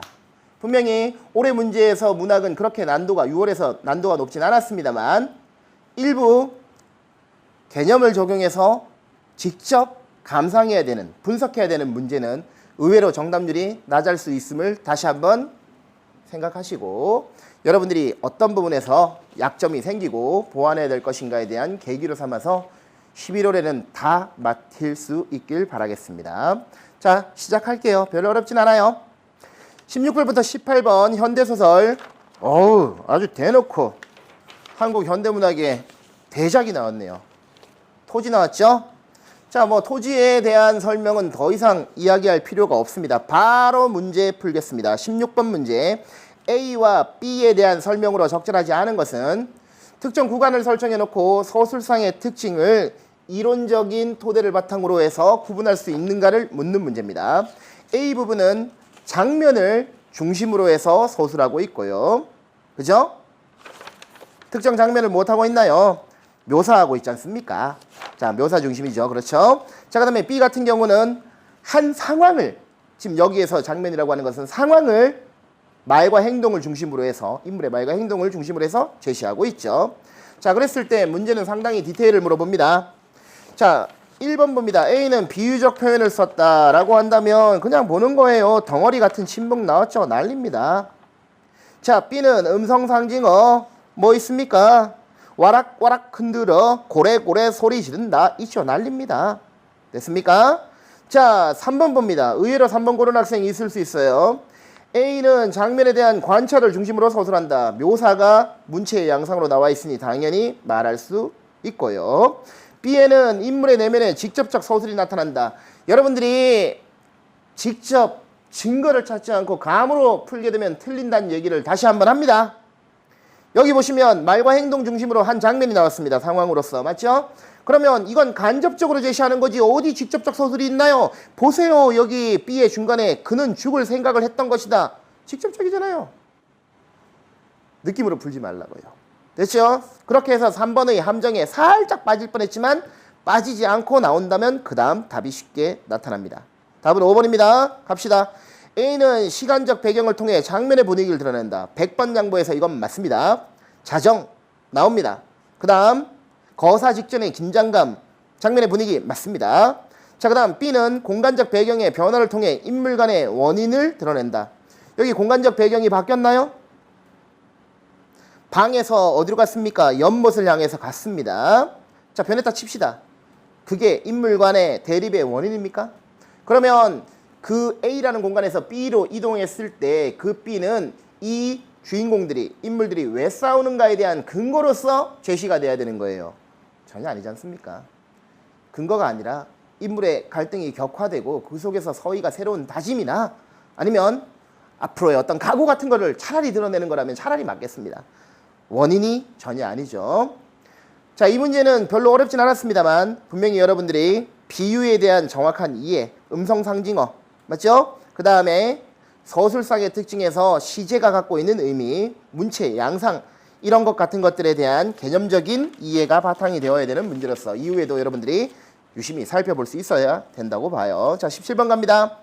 답은 몇 번입니까? 이건 그냥 바로 갈게요. 3번이죠. 너무 쉽잖아요. 1번 윤보의 계획도 숨길 수 있음 X칩니다. 2번 협박 X칩니다. 이건 믿어라 이 의미잖아. 그죠? 4번 같은 경우에 뭐죠? 홍씨의 뻔뻔함과 영악함. 여기서 영악한 사람을 보여주겠다. 이건 누굽니까? 서희 자신에 대한 얘기입니다. 5번 자신을 습격했다 X입니다. 자, 18번 문제 너무너무 쉽지요. 3번입니다. 봉순이는 서희를 왜 당겼습니까? 홍씨에게서 서희를 구하려고 그런 겁니다. 넘어갑니다. 자, 이제 독서 부분 갑시다. 자, 올해 독서는 상대적으로 학생 여러분들에게 쉽게 느껴지는 글과 어렵게 느껴지는 글이 명확한 게 특징이네요. 6월에서 말이죠. 그랬을 때 인문 영역으로서 나온 이 에피쿠로스의 학설. 자, 뭐 이렇게 선생님은 설명을 하고 싶네요. 학자의 학설이 다뤄지고 있다. 쫄지 마시고 그 학자의 소개에 대한 서술을 우선 앞부분에서 찾습니다. 그 다음 그 소개를 제시하고 그 학자 이름이 나올 거고 구체적으로 그 학자의 무엇을 학설을 이야기를 할 겁니다. 그리고 그 학설이 나오고 난 다음 그 학자의 그 학설의 의의에 대한 이야기를 할 가능성이 있어요. 그렇다면 의의는 또다시 무엇과 같이 결합될 수 있을까요? 한계에 대한 부분과 결합될 수 있지 않습니까? 그러면 이건 그 학자에 대한 평가가 되겠죠. 자, 학자가 나오면 3종 세트가 있다고 생각하십시오. 항상 초반 부분에 그 학자의 소개, 이건 그 학자를 이해하는 기본적인 전제로서의 지식이 설정됩니다. 됐죠? 그 다음 학자 이름이 언급되고 난 다음에는 학설이 나오겠죠. 이건 제대로 이해해야 되고 정보를 정리해야 됩니다. 사실 여기에서 기역, 니은, 디귿이 이 학설 속에 다 들어가 있고 각각 기역, 니은, 디귿이 학설의 중심 체계를 이루고 있는 것으로서 구분해가며 읽어야 됐을 겁니다. 그 다음 학설이 끝나고 난 다음에는 그 학자에 대한 평가를 필자에 의해서든 아니면 다른 학자에 의해서든 분명히 추가로 제시하려고 할 겁니다. 이 글에선 무엇이 두드러집니까? 의의만이 두드러지고 있죠. 자, 봅시다. 10번 문제. 윗글의 표제와 부제로 가장 적절한 것은, 자, 이건 처음과 끝을 잘 살펴보면 될 겁니다. 첫 단락의 마지막 문장, 분명히 이 에피쿠로스의 의의에 대한 간략한 소개를 했지요. 뭘 하려고 했습니까? 당대 사람들이 가지고 있던 잘못된 믿음에서 벗어나도록 하는 것이 중요하다고 봤다. 그리고 인간이 행복에 이를 수 있도록 자연학을 바탕으로 해서 사상을 전개하였다. 됐습니까? 바로 힌트는 거의 다 나온 겁니다. 자, 그 다음 마지막 단락 봅니다. 마지막 단락 보면 마지막 단락의 세 번째 줄 결국 다음부터는 전부 다 평가인데 의의만 나오고 있음을 알 수 있어요. 됐죠? 그리고 괄호 안에 있었던 것이 기억이 뭡니까? 이신론. 맞죠? 니은이 뭡니까? 자연학. 그 다음 디귿은 윤리학이죠. 맞죠? 그게 결국은 19번의 부재에 다 반영되어 있는 2번으로 가야 될 겁니다. 넘어갑니다. 대부분의 학생이 다 맞췄고요. 이런 문제는 별로 어렵지 않겠죠. 항상 글 전체의 맥락도 읽어야 되며 글이 어떠한 의도로 쓰여졌는가를 꼭 체크해 보길 바라겠습니다. 20번 볼게요. 이것도 별로 어렵지가 않아요. 여기 기억 이신론의 핵심은 바로 뭡니까? 두 번째 단락 보십시오. 두 번째 단락 마지막 문장 봅니다. 에피쿠로스는 이신론과 관련해서 어떤 결론이 나왔나 보세요. 인간의 세계가 신에 의해 결정되지 않으며 인간의 행복도 자율적인 존재인 인간 자신에 의해 완성된다고 했습니다. 즉 신에 대한 두려움에서 벗어나야 된다는 이야기를 하는 겁니다. 자, 그 다음에 니은은 뭐라고 나와 있습니까? 자연학이지 않습니까? 자연학에 대한 얘기는 어디 나오나요? 자연학 니은이 나오는 그 제일 앞에 보면 이러한 에피쿠로스의 자연학이라고 했으니 바로 세 번째 단락 한편 다음부터 나와 있는 게 바로 뭐가 되겠습니까? 자연학에 대한 얘기겠죠? 자, 그 단락의 마지막 문장이 있습니다. 이러한 생각은 인간으로 하여금 죽음에 대한 모든 두려움에서 벗어나게 하는 근거가 된다. 됐죠? 신에 대한 두려움에서 탈출하라라는 얘기입니다. 됐죠? 그러면 답은 이제 다 보입니다. 몇 번밖에 없나요? 4번이죠? 이 문제 틀리면 안 됩니다. 자, 그 다음에 21번. 학생들이 이 문제 의외로 어렵게 느낄 수도 있다는 생각이 들어요.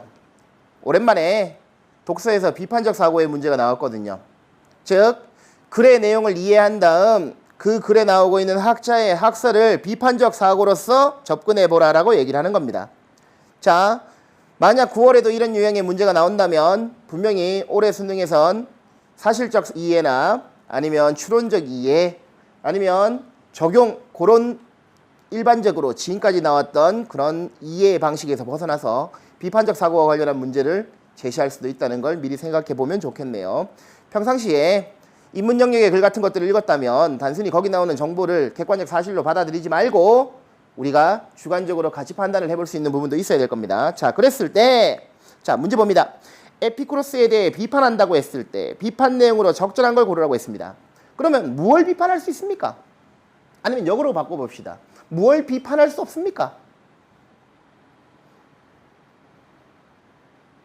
어떤 걸 비판할 수 없어요? 간단해요. 그 사람이 하지 않은 말은 비판할 수 없어요. 그렇지 않습니까? 자, 보자. 기억 봅니다. 신의 분노와 호의로부터 자유로운 상태라면, 자, 됐죠? 이건 누가 하는 말입니까? 에피쿠로스가 한 말 맞아요. 인간의 세계에 개입하지 않는다는 뜻일 텐데, 자, 이까지는 맞죠? 그 다음 봅시다. 왜 신의 섭리에 따라 인간의 삶을 이해하려고 하는가라고 에피쿠로스를 깠네요. 근데 문제는 언제 에피쿠로스 이름도 발음 안 됩니다. 에피쿠로스가 신의 섭리에 따라 인간의 삶을 이해해야 한다는 말을 한 적이 있었나요? 없었지 않습니까? 인간은 자유의지에 따라 움직인다고 했습니다. 자유의지는 신의 간섭으로부터 자유로운 상태를 얘기를 하는 거 아니겠습니까? 기억 들어가면 다 날립니다. 그럼 몇 번밖에 없나요?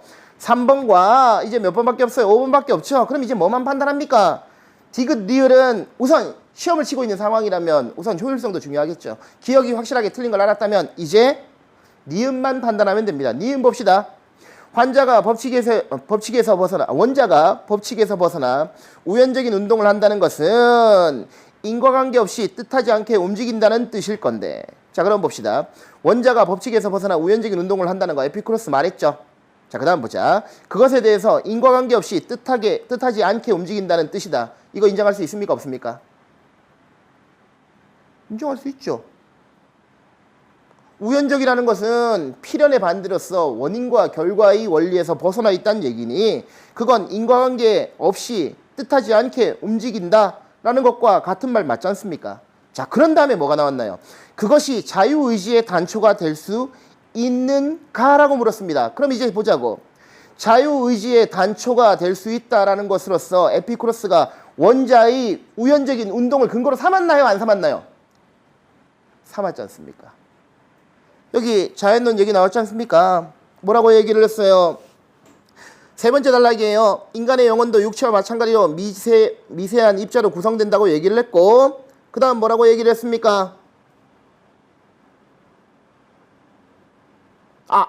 쌤 잘못 봤네요.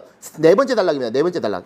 이러한 에피쿠로스의 자연학은 이렇게 나오고 있죠. 니은 바로 밑에 줄입니다. 미안합니다.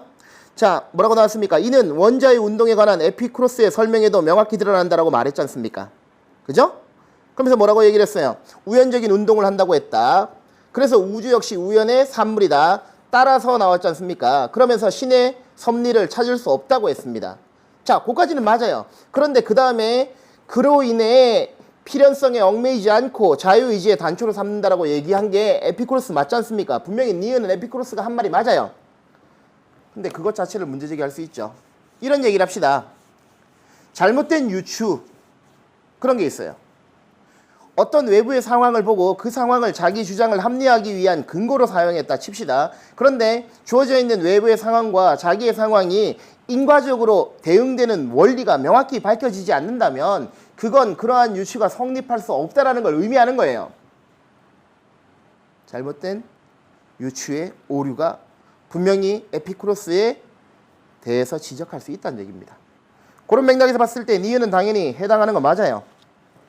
그렇게 본다면 디귿과 리을에 대해서는 판단할 필요도 사실은 없어서 답은 5번으로 갔을 겁니다. 됐죠? 자, 디귿과 리을 그래도 얘기는 해야 되겠죠. 인간이 죽음에 대해 두려움을 느낀다면 자 이렇게 나왔죠. 리을도 봅니다. 인간이 자연재해를 무서워한다면 자 그렇다면 이 말을 할 수 있겠죠. 자연재해에 대한 두려움을 느끼게 하는 계기 중에 하나가 신에 의해서 일어나는 것에 불과합니다. 그런데 분명히 문제 제기를 해보면 사후에 의한 두려움, 사후에 대한 두려움 때문에 얘기할 수도 있는 거 아니겠냐. 또는 죽음 자체에 대한 고통 때문인 걸 아니겠냐. 뭐 이런 말이 나왔을 때 중요한 건 두려움은 신의 문제와 사후세계의 문제와 상관없이 그 대상 자체가 가지고 있는 대상 자체가 인간에게 주는 두려움에 의해서도 생길 수 있다는 거예요. 즉 충분 조건이 아니고 필요 조건 그 문제를 놓고 본다면 분명히 문제제기를 할 수 있다는 거겠죠. 즉 인간은 사람이지만 맞죠? 그리고 그 사람은 뭐라고 얘기할 수 있죠? 사람은 동물이다 라고 말할 수 있지만 동물이 사람이냐라고 말하는 건 불가능하지 않습니까? 바로 그 문제제기를 하고 있는 거라 보면 된다는 얘기입니다. 이해되십니까? 포함관계의 측면에서 또는 필요 충분 조건의 관계의 측면에서 접근해 보세요. 그러면 디귿과 리을은 충분히 문제제기할 수 있는 부분이라고 볼 수 있다는 거죠. 자, 한번 생각해 보세요. 22번은 5번 그냥 보십시오. 에피쿠로스의 사상은 자, 두 번째 줄입니다. 신의 영향력이 인간 세계의 외부에서 온다고 보는 공통점이 있다. 말 같지도 않죠? 난립니다. 답은 5번입니다. 이게 3점짜리는 그냥 점수 주기 위한 거라고 볼 수 있겠네요. 자, 그 다음 고전소설 전형적인 영웅소설로서의 조웅전이 나왔습니다. 그리고 지금 주어져 있는 부분은 조웅이 위기에 빠질 뻔했는데 꿈에서 예시를 듣고 그 위기로부터 탈출한다라는 모티프입니다. 아주 단순하고 많이 출제된 유형이겠습니다. 자, 23번 봅니다. 가장 적절한 거 답 3번입니다. 계획보다 늦게 도착했다. 분명히 여기 노웅이 무슨 말을 했습니까? 피곤한 나기 탓에 계획이 어그러질 뻔했다라는 얘기 나왔습니다. 당연히 3번 넘어갑니다. 자, 그 다음에 A와 B에 대한 얘기. 특정 구간을 설정해놓고 서술상의 특징을 묻고 있는 문제가 되겠네요. A는 어떤 장면이에요? 조웅이 꿈을 꾸고 그 꿈으로 들어가는 인몽의 과정입니다. B는 바로 무엇에 대한 얘기가 되는 겁니까? 함곡관에 도착해서 그 분위기를, 그날의 분위기를 자연물을 통해서 전달하는 겁니다. 자, 그렇다면 인몽에 대한 특징으로서 비현실 공간에서 느껴지는 신비로움, 그 다음 이 함곡관이 주고 있는 그 불안감? 맞죠? 그것을 뭘로 드러내고 있습니까? 잔나비, 두견성 이런 자연물을 통해서 드러내고 있죠. 답은 5번입니다. 이것도 대부분 학생이 맞췄을 거라 생각합니다. 자, 25번. 의외로 학생들이 또 지엽적인 부분을 놓쳐가지고 틀릴 수 있는데 자, 답이 없는 것처럼 보이죠? 답이 없는 것처럼 보였을 겁니다. 자, 그랬을 때 이 꿈속에서 벌어진 큰 잔치, 객관적 사실과 부합하지 않는 선지가 있습니다. 답은 1번입니다. 자, 1번 선지 잘 봅니다. 무슨 말입니까 이거? 참석자들은 서로의 공적을 평가했습니다. 그러면 이건 무엇을 말하는 거예요? 참석한 그 다수의 사람이 뭐 A부터 뭐 E까지 있다 칩시다. A, B, C, D, E. A가 어떤 공적이 있다 칩시다. 그러면 B부터 E까지가 그 A의 공적에 대해서 무엇해야 되는 거예요? 평가하는 거 아닙니까? 그리고 A는 그에 대한 자신의 감상을 얘기를 해야 되는 거고, 마찬가지로 B가 A, C, D, E 네 사람에게 얘기하면 그 B의 공적에 대해 A와 C와 D가 또 얘기해야 되는 거지 않습니까? 지금 그런 방식인가요?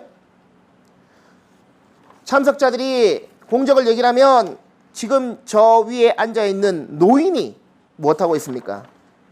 얘기하고 있죠. 서로 평가한다라는 말은 근본적으로 객관적 사실에 부합하지 않습니다. 당연히 1번 날립니다. 자, 26번 풉시다. 답 2번입니다. 종이 행군 중에 슬퍼하는 것은 전쟁에 패한 혼이 될 것이라는 꿈속의 말에 대해 확신을 갖지 못하는 것이다. 맞습니까?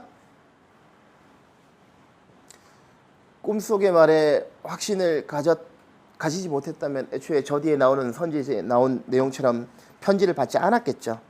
당연히 확신했죠. 이건 뭐 다 맞췄을 거라서 추가적인 설명 안 할게요. 넘어갑시다.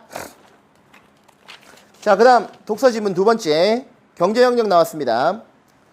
기본적으로 어렵게 느껴질 수 있었겠습니다만 학생 여러분들이 문제를 찬찬히 읽어보면서 어떻게 읽어야 될 것인가에 대한 부분을 고민했다면 답은 의외로 쉽게 보이는 게 있긴 했어요. 경제가 어려운 건 사실이에요. 학생들이 어려워하는 것도 맞아요. 하지만 쫄지 마시고 지금 여기에서 요구하고 있는 문제를 고려했을 때 이거는 어떤 식으로 내가 접근할 것인가에 대한 계획을 반드시 세울 수 있어야 됩니다. 자, 27번 볼게요. 알 수 있는 것은 내용 추론하기 문제거든요. 그런데 1번부터 5번까지 선지 봅니다. 글로벌 금융위기라는 걸 기점으로 해서 1번부터 3번까지는 이전이죠? 이전. 4번, 5번은 뭐라고 나왔나요? 이유죠? 자, 무슨 짓 했습니까? 여러분들이 글을 읽으면서 어디에 무슨 표시를 했어야 됩니까?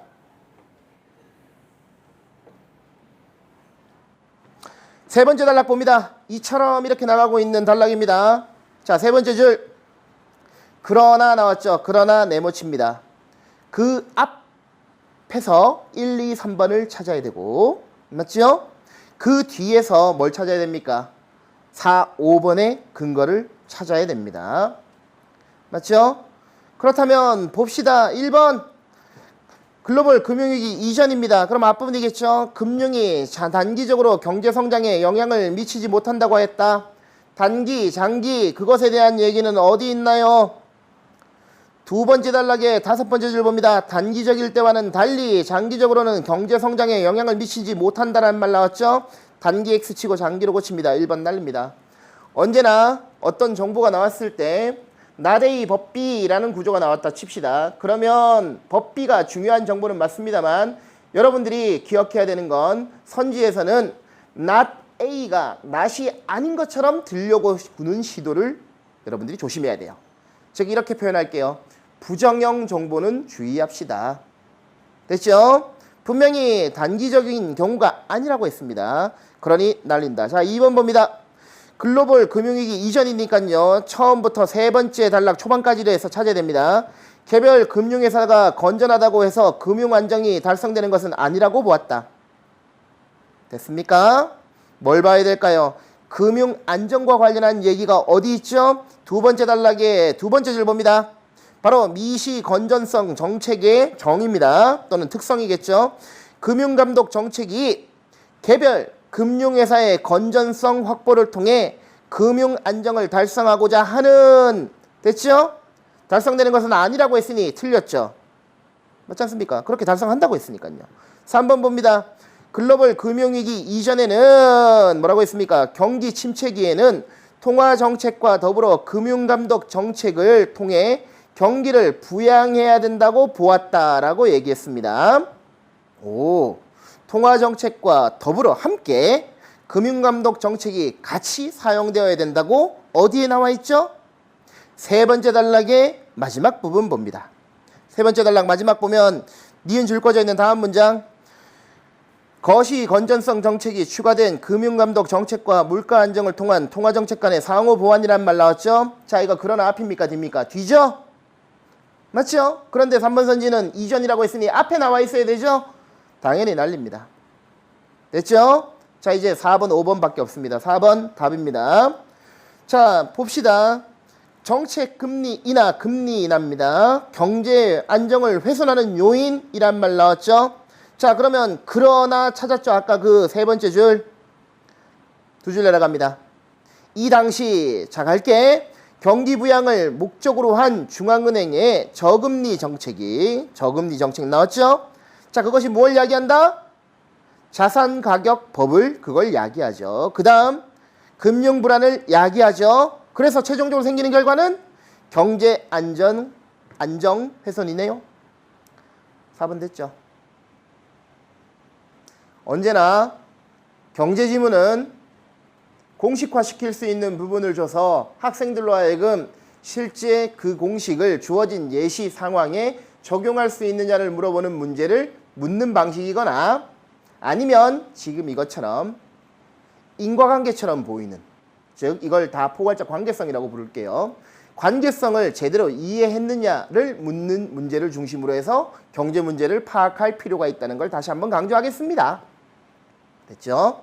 앞에 어떤 사건이 뒤에 어떤 사건의 원인이 된다면 무조건 그 유기적인 연관관계를 꼬리에 꼬리를, 연쇄적인 그 인과관계를 찾아가면서 보길 바랍니다. 4번 쉽게 도출될 거라고 보고요. 자, 5번 보게 되면 이후에는 경기 변동이 자산 가격 변동을 유발하나 자산 가격 변동은 경기 변동을 유발하지 않는다고 보았다. 전혀 말 같지도 않은 얘기죠. 답은 그냥 4번 확신하겠습니다. 자, 그 다음 28번 별표 칩니다. 왜 별표를 쳤을까요? 이 문제가 어려워서일까요? 아닙니다. 아까 선생님이 무슨 말씀을 했습니까? 글을 어떻게 읽을 것인가에 대한 힌트를 문제에서 얻으라고 얘기를 했죠. 즉, 이 문제를 통해서 우리가 얻을 수 있는 힌트는 이 글은 무조건 최종적으로는 기역, 니은, 미시와 거시라는 두 가지 측면으로 무엇을 살펴볼 수 있다는 겁니까? 건전성, 정책을 나눌 수 있다는 걸 생각해야 돼요. 그러면 이제 우리가 각각 일종의 비교 대조의 방법으로 정보를 채워가야 될 텐데 개념적인 부분에서 가장 이 둘이 큰 차이를 보이고 있는 부분이 무엇인가를 생각합니다. 그러면 미시는 개별이라는 단어가 유난히 많이 떠들어대고 있다는 걸 알 수 있어요. 미시가 뭡니까? 미자는 미소할 때 미자거든요. 작다. 그런 걸 얘기하는 거예요. 은밀하다 뭐 이런 거. 작다가 좋네. 작다. 됐습니까? 가까이란 뜻이죠. 그러니까 거시는 뭡니까? 멀리서 본다고요. 그러면 숲을 보는 걸까? 나무를 보는 걸까? 숲이겠네요. 그죠? 그럼 미시는 나무를 보는 거겠네요. 뭐 별로 어려운 거 없지 않습니까? 그러면 자, 개별 금융기관에 대응하는 것으로서 미시 정책이 사용된다면 거시 정책은 어떤 어휘에 어울립니까? 지금 여기서 무조건 뭐가 들어가야 돼요? 금융 시스템이라는 말이 들어가야 됩니다. 이거 진짜 중요한 얘기입니다. 이렇게 두 가지 대상으로 나누어서 정보를 얘기하는, 이렇게 제시하는 글에서는 두 가지 대상을 양분하는 기준을 제일 먼저 찾아야 돼요. 언제나 분류는 기준이 중요하거든요. 무엇을 대상으로 삼느냐에서 최초의 정보가 이 두 가지 사이에서 파생되는 겁니다. 이게 왜 중요할까요? 29번 학생들 엄청 어려워했어요. 자, 갑시다. 미시 정책과 또 거시 건전성 정책 어쩌고저쩌고 나와 있고 빈칸 채우기죠. 전형적으로 그동안 많이 나왔던 겁니다. 자, 우리가 A, B, C 중에 제일 먼저 채워야 되는 건 뭡니까? A입니까? 불황, 호환 이겁니까? 다 필요 없어요. 여러분들 마지막 두 줄 봅니다. D 건전성 정책에서는 D부터입니다. 최소 수준 이상의 자기 자본을 유지하도록 하여, 자, 개별 위에 점 땡땡 찍어요. 개별 위에 점 땡땡. 자, 몇 번밖에 없어요? 1, 2, 3번밖에 없습니다. 무조건 날립니다. 4, 5번을. 됐습니까? 그렇다면 한번 생각해 봅시다. 무조건 1, 2, 3번 중에 고른다 칩시다. 그럼 이제 여러분들이 해야 될 일은 뭘까요? 불황인지 호황인지 구분해야 될 거고, 맞죠? B는 것이라는 걸 이제 채워 넣을 수 있죠? 그럼 이제 불황일 땐 완충자본을 어쩌고, 맞죠? 호황일 땐 완충자본을 우짜고, 이것만 생각하면 되는 거 아니겠습니까? 그게 바로 뭘 얘기를 하는 거예요? A씨가 어떻게 들어가는가에 대한 얘기죠? 자, 한번 여러분이 마지막 단락 찬찬히 읽었다 칩시다. 여기 거시 건전성 정책에서 얘기하는 핵심적인 그 예방 차원의 정책이 뭐가 있어요? 완충자본 제도라는 게 나와 있죠. 자, 불황일 때, 호황일 때 어떻게 한대요? 과열기가 바로 뭡니까? 호황입니다. 너무 뜨거운 거잖아요. 맞죠? 그런 경우에 무엇한대요? 자, 마지막 단락의 밑에서 세 번째 줄 완충 자본을 쌓도록 한다고 했죠. 됐습니까? 자, 그러면 침체기 나왔죠. 침체기가 뭡니까? 당연히 이게 불황이겠죠. 이 정도는 상식으로 합시다. 침체기에는 무엇한대요? 대출 재원으로 쓴다고 얘기를 했죠. 그렇지 않습니까? 대출 재원으로 쓴다는 건 무엇한다는 얘기입니까? 금융기관이 뭘 한다는 얘기예요? 시장에 돈을 푼다는 얘기입니다. 신용을 공급한다는 얘기입니다. 호황기에는 돈을 풀지 말고 돈을 쌓아놓고 그 얘기지 않습니까? 됐습니까? 자, 그러면 여러분들 보세요. 자, 답은 몇 번으로 가야 됩니까? 무조건 1번이죠. 왜 무조건 1번이겠습니까? 여러분 보세요. 2번, 3번은 보세요. 호황일 때는 사용하고 2번입니다. 불황일 때는 적립한다고 얘기를 했습니다. 여러분들 호황일 때 사용한다고요? 아까 선생님이 과열기, 침체기 중에 호황이 뭐라고 했습니까? 과열기죠. 맞죠? 그때 무엇합니까? 사용한다고요? 쌓도록 한다고 했잖아요. 쌓도록. 쌓도록이라는 건 뭔데요? 적립 아닙니까? 적립 모르겠다고요? 야, 밑에서 바로 두 번째 줄 봐. 밑에 두 번째 줄. 한편 바로 다음. 적립된 완충 자본이 침체기에 쓴다고 했죠. 그럼 침체기에는 적립하지 않는다는 거 아니겠습니까? 맞죠? 즉 불황일 땐 적립하면 안 돼요. 3번 날리죠. 마찬가지 이유로 매칭이 된다면 2번도 날아가는 거예요. 무조건 1번밖에 안 남죠. 이해를 해서 1번을 답이 됨을 찾는 게 제일 FM이겠죠. 하지만 2번, 3번이 근본적으로 틀렸다는 걸 생각할 수 있지 않습니까? 애초에 문제를 만들 때 내용을 제대로 이해했다면 동시에 날아가는 선지가 나온 거라고요. 이건 정당한 풀이 방법이에요. 이런 것도 여러분들이 꼭 문제를 풀 때 꼼수가 아닙니다. 이거는 묘라고 얘기할게요. 묘. 그런 것들을 꼭 익혀놓길 바랍니다. 됐습니까? 29번 많은 학생들이 틀렸는데 선생님은 솔직히 말해서 너무 쉬웠어요. 쉽다고 생각해요. 왜? 애초에 개별이라는 것만 알았으면 무조건 이건 미시입니다. 그러면 1, 2, 3번밖에 없고요. 2번, 3번은 마지막 단락에서 얘기하고 있는 네 줄만 읽어도 둘 다 틀려서 같이 날아갑니다. 1번밖에 없죠. 뭐가 문제입니까? 제발 고민해 보세요. 자, 이제 28번 그래도 풀어야 되겠죠? 기억, 니은에 대한 얘기. 이제 이거 빈칸들을 하나씩 채워가는 거예요. 채워가는 거예요. 그렇게 보다 보면 질문합시다. 기억, 니은을 이렇게 나눴죠.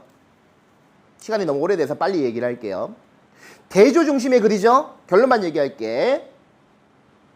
대조는 차이점을 얘기하는 글이죠. 공통점 나오면 체크해야 됩니다. 자, 기본적으로 이 글은 미시와 거시의 차이점 중심으로 가고 있죠. 그게 1, 2 맞죠? 그 다음에 4 뭐 이런 것들이에요. 공통점 얘기하고 있는 부분을 체크해야 됩니다. 답은 3번입니다. 자, 여러분들 어디를 볼까요? 기억은 3번 봅시다. 예방적 규제 성격의 정책수단을 사용해서 금융안정을 달성하고자 한다는 얘기 나왔죠. 예방적이다라는 얘기가 두 번째 단락에 밑에서 세 번째 줄 예방적 규제 성격을 가진 정책수단이란 말 나왔죠. 기억 맞습니다. 그러면 니은은 예방적인 게 없어야 돼요. 여러분들 완충자본 제도가 무엇일 것 같습니까?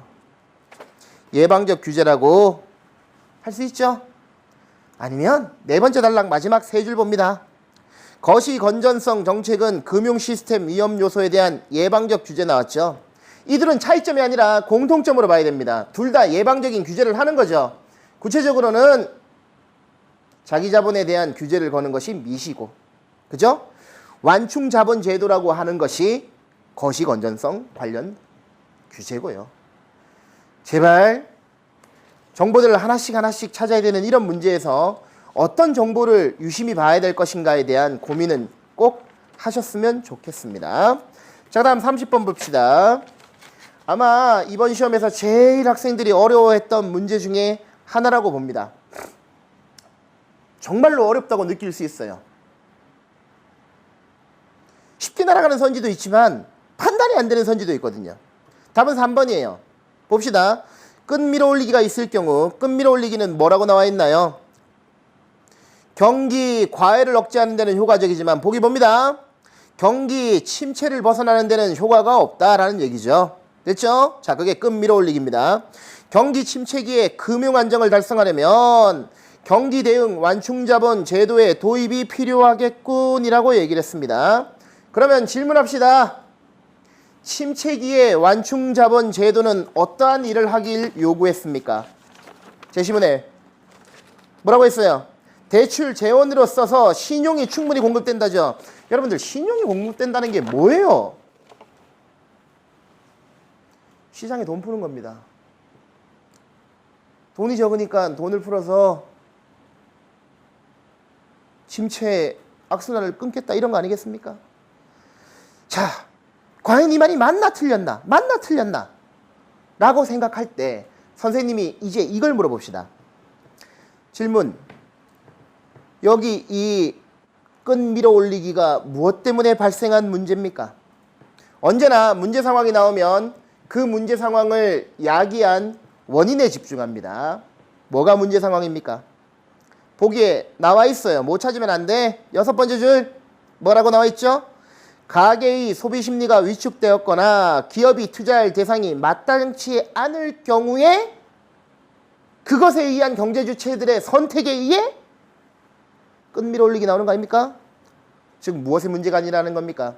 돈이 부족한 문제 때문이 아니라는 겁니다. 신용이 부족한 문제 때문이 아니라는 겁니다.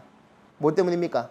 심리적 문제잖아요. 심리적 문제. 2번 선지를 봤을 때 3번 선지에 나온 내용은 무관하다는 걸 바로 알아채야 되는 거 아니겠습니까? 제발 생각해 보세요. 이런 문제는 어려워요. 3번이 틀린 이유를 잘 모르겠거든요. 하지만 이런 경우에는 어떤 정보를 중심으로 봐야 되는가를 다시 한번 보세요. 문제 상황이 나오면 언제나 그 문제 상황의 원인이 무엇인가를 찾는데 주안점을 두고 정보를 봅니다. 그러면 지금 여기서 3번에서 말하는 완충 제도는 지금 이 끈 밀어 올리기 문제 상황의 원인인 심리적 문제와는 전혀 상관이 없습니다. 이건 경제 시스템의 문제와 관련하니까요. 무관한 얘기죠. 됐죠? 답은 3번 갈게요. 자, 31번. 뭐 이거는 다 맞췄겠죠. 1번은 친근감을 느낀답니다. 맞죠? 그 다음에 3번은 경지에 들어서다. 맞죠?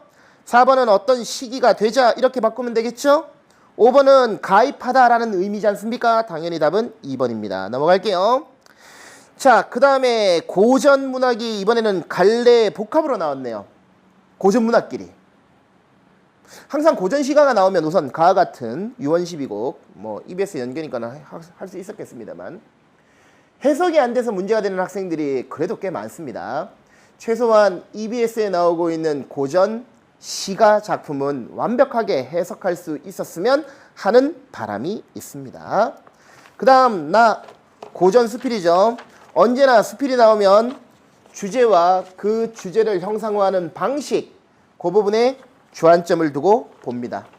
자, 둘 다 그렇게 어렵진 않고 묻고 있는 점만 확인해 볼게요. 32번. 공통적으로 가장 적절한 걸 고르라고 했습니다. 1번. 대조적 소재를 통해 삶에 대한 글쓴이의 인식을 드러낸다. 아니, 문학작품에 글쓴이의 인식을 드러내는 건 당연하죠. 그럼 대조적인 소재가 있나만 보면 되는 거 아니겠습니까? 자, 가에서는 인간과 자연을 대조적으로 사용합니다. 맞죠? 그 다음에 나에서는 대놓고 대조적이죠. 흉하고 어느 것이 길한 거겠습니까? 막 그냥 눈에 보이는 것만 가지고 얘기를 해야 되죠. 근면은 화근이다. 바로 지금 13페이지를 얘기를 하는 거예요. 뭐 앞에도 많아요. 근면은 화근. 그러면 부정적인 가치 판단이 되고 있는 대상으로서의 근면은 세모. 됐죠? 게으름은 복의 근원. 게으름 그럼 동그라미겠네요. 긍정적이니까. 일상적으로 가지고 있는 우리들의 선입견에 대한 문제 제기를 하고 있는 글로 보면 되겠네요. 동그라미와 세모로 각각 분화되고 있으니 답은 1번입니다. 이런 문제 틀리면 안 되겠죠. 명령적어죠. 어디 있나요? 난립니다. 공간의 이동. 어디 나에 나옵니까? 난립니다. 4번 자연에서 얻은 깨달음. 나 난립니다. 계절의 변화. 어디 나에 임할 수 있습니까? 난립니다. 그냥 느낌으로 푸는 게 아니라고요. 너무 명확합니다. 자, 그 다음에 33번 볼게요. 갑시다. 하나씩 보자. 보기를 여러분들이 읽어보면 뭐 그냥 하나만한 보기 나왔네요. 바로 판단 가능합니다. 1장의 초장에는 화자가 강호를 선택하게 되는 동기가 있다. 1장의 초장, 초장이 뭔지는 알죠? 읽어보자.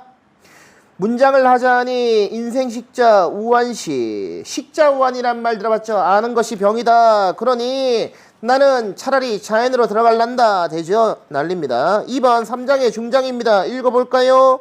녹수 청산에 시름 없이 늙어가니 녹수와 청산은 자연이겠죠? 그러면 시름 없이는 긍정적이네요. 난립니다. 맞죠? 자, 6장의 종장입니다. 6장 종장 어딨노? 슬크나 반갑거나 슬프거나 즐겁거나 내 분순간하노라. 난립니다. 자, 그 다음에 답 4번이에요. 판단해라.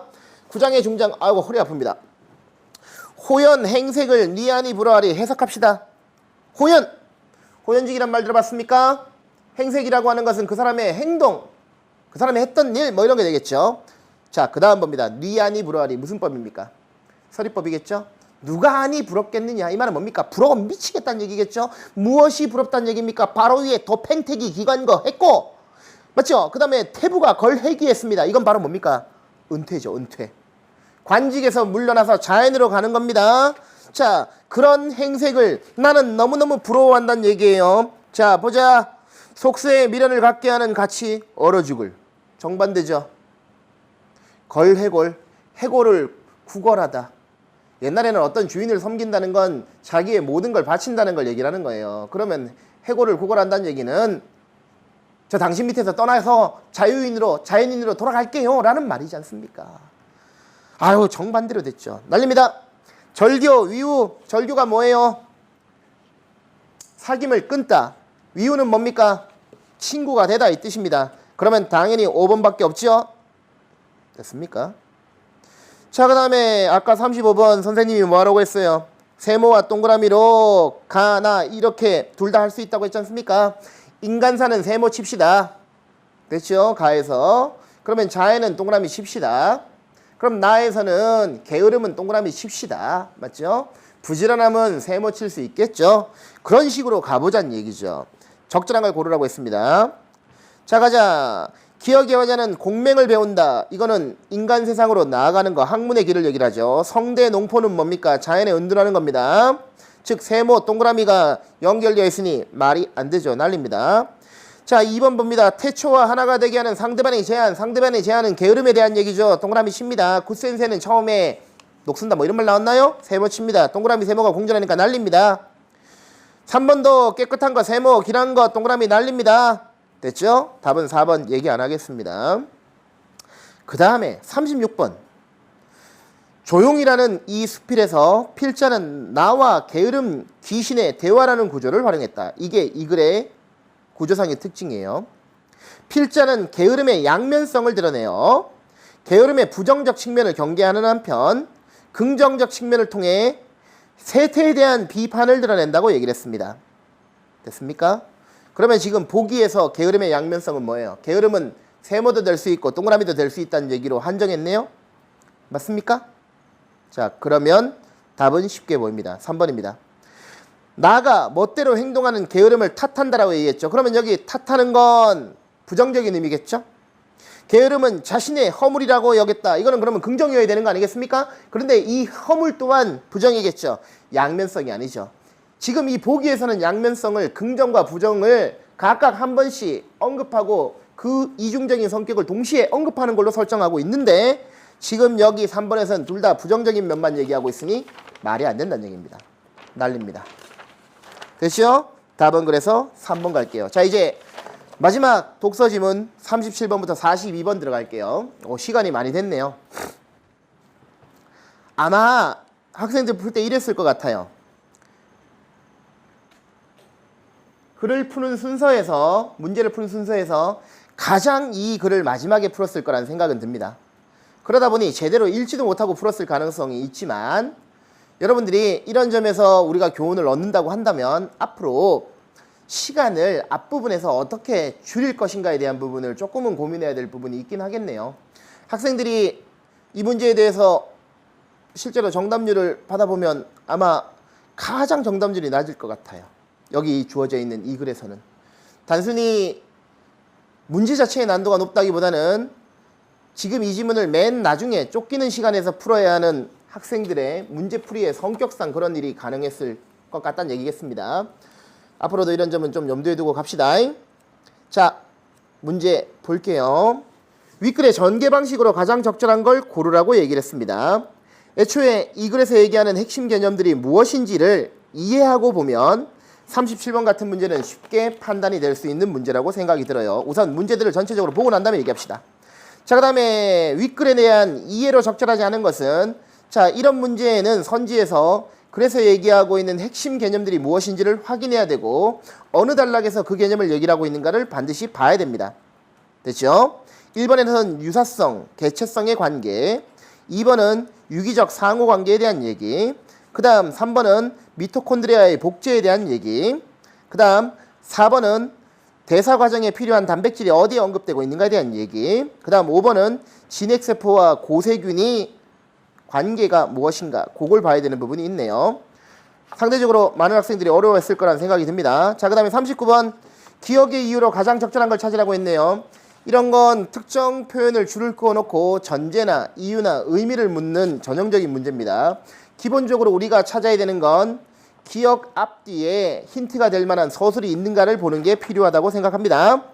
자, 그 다음에 40번 문제.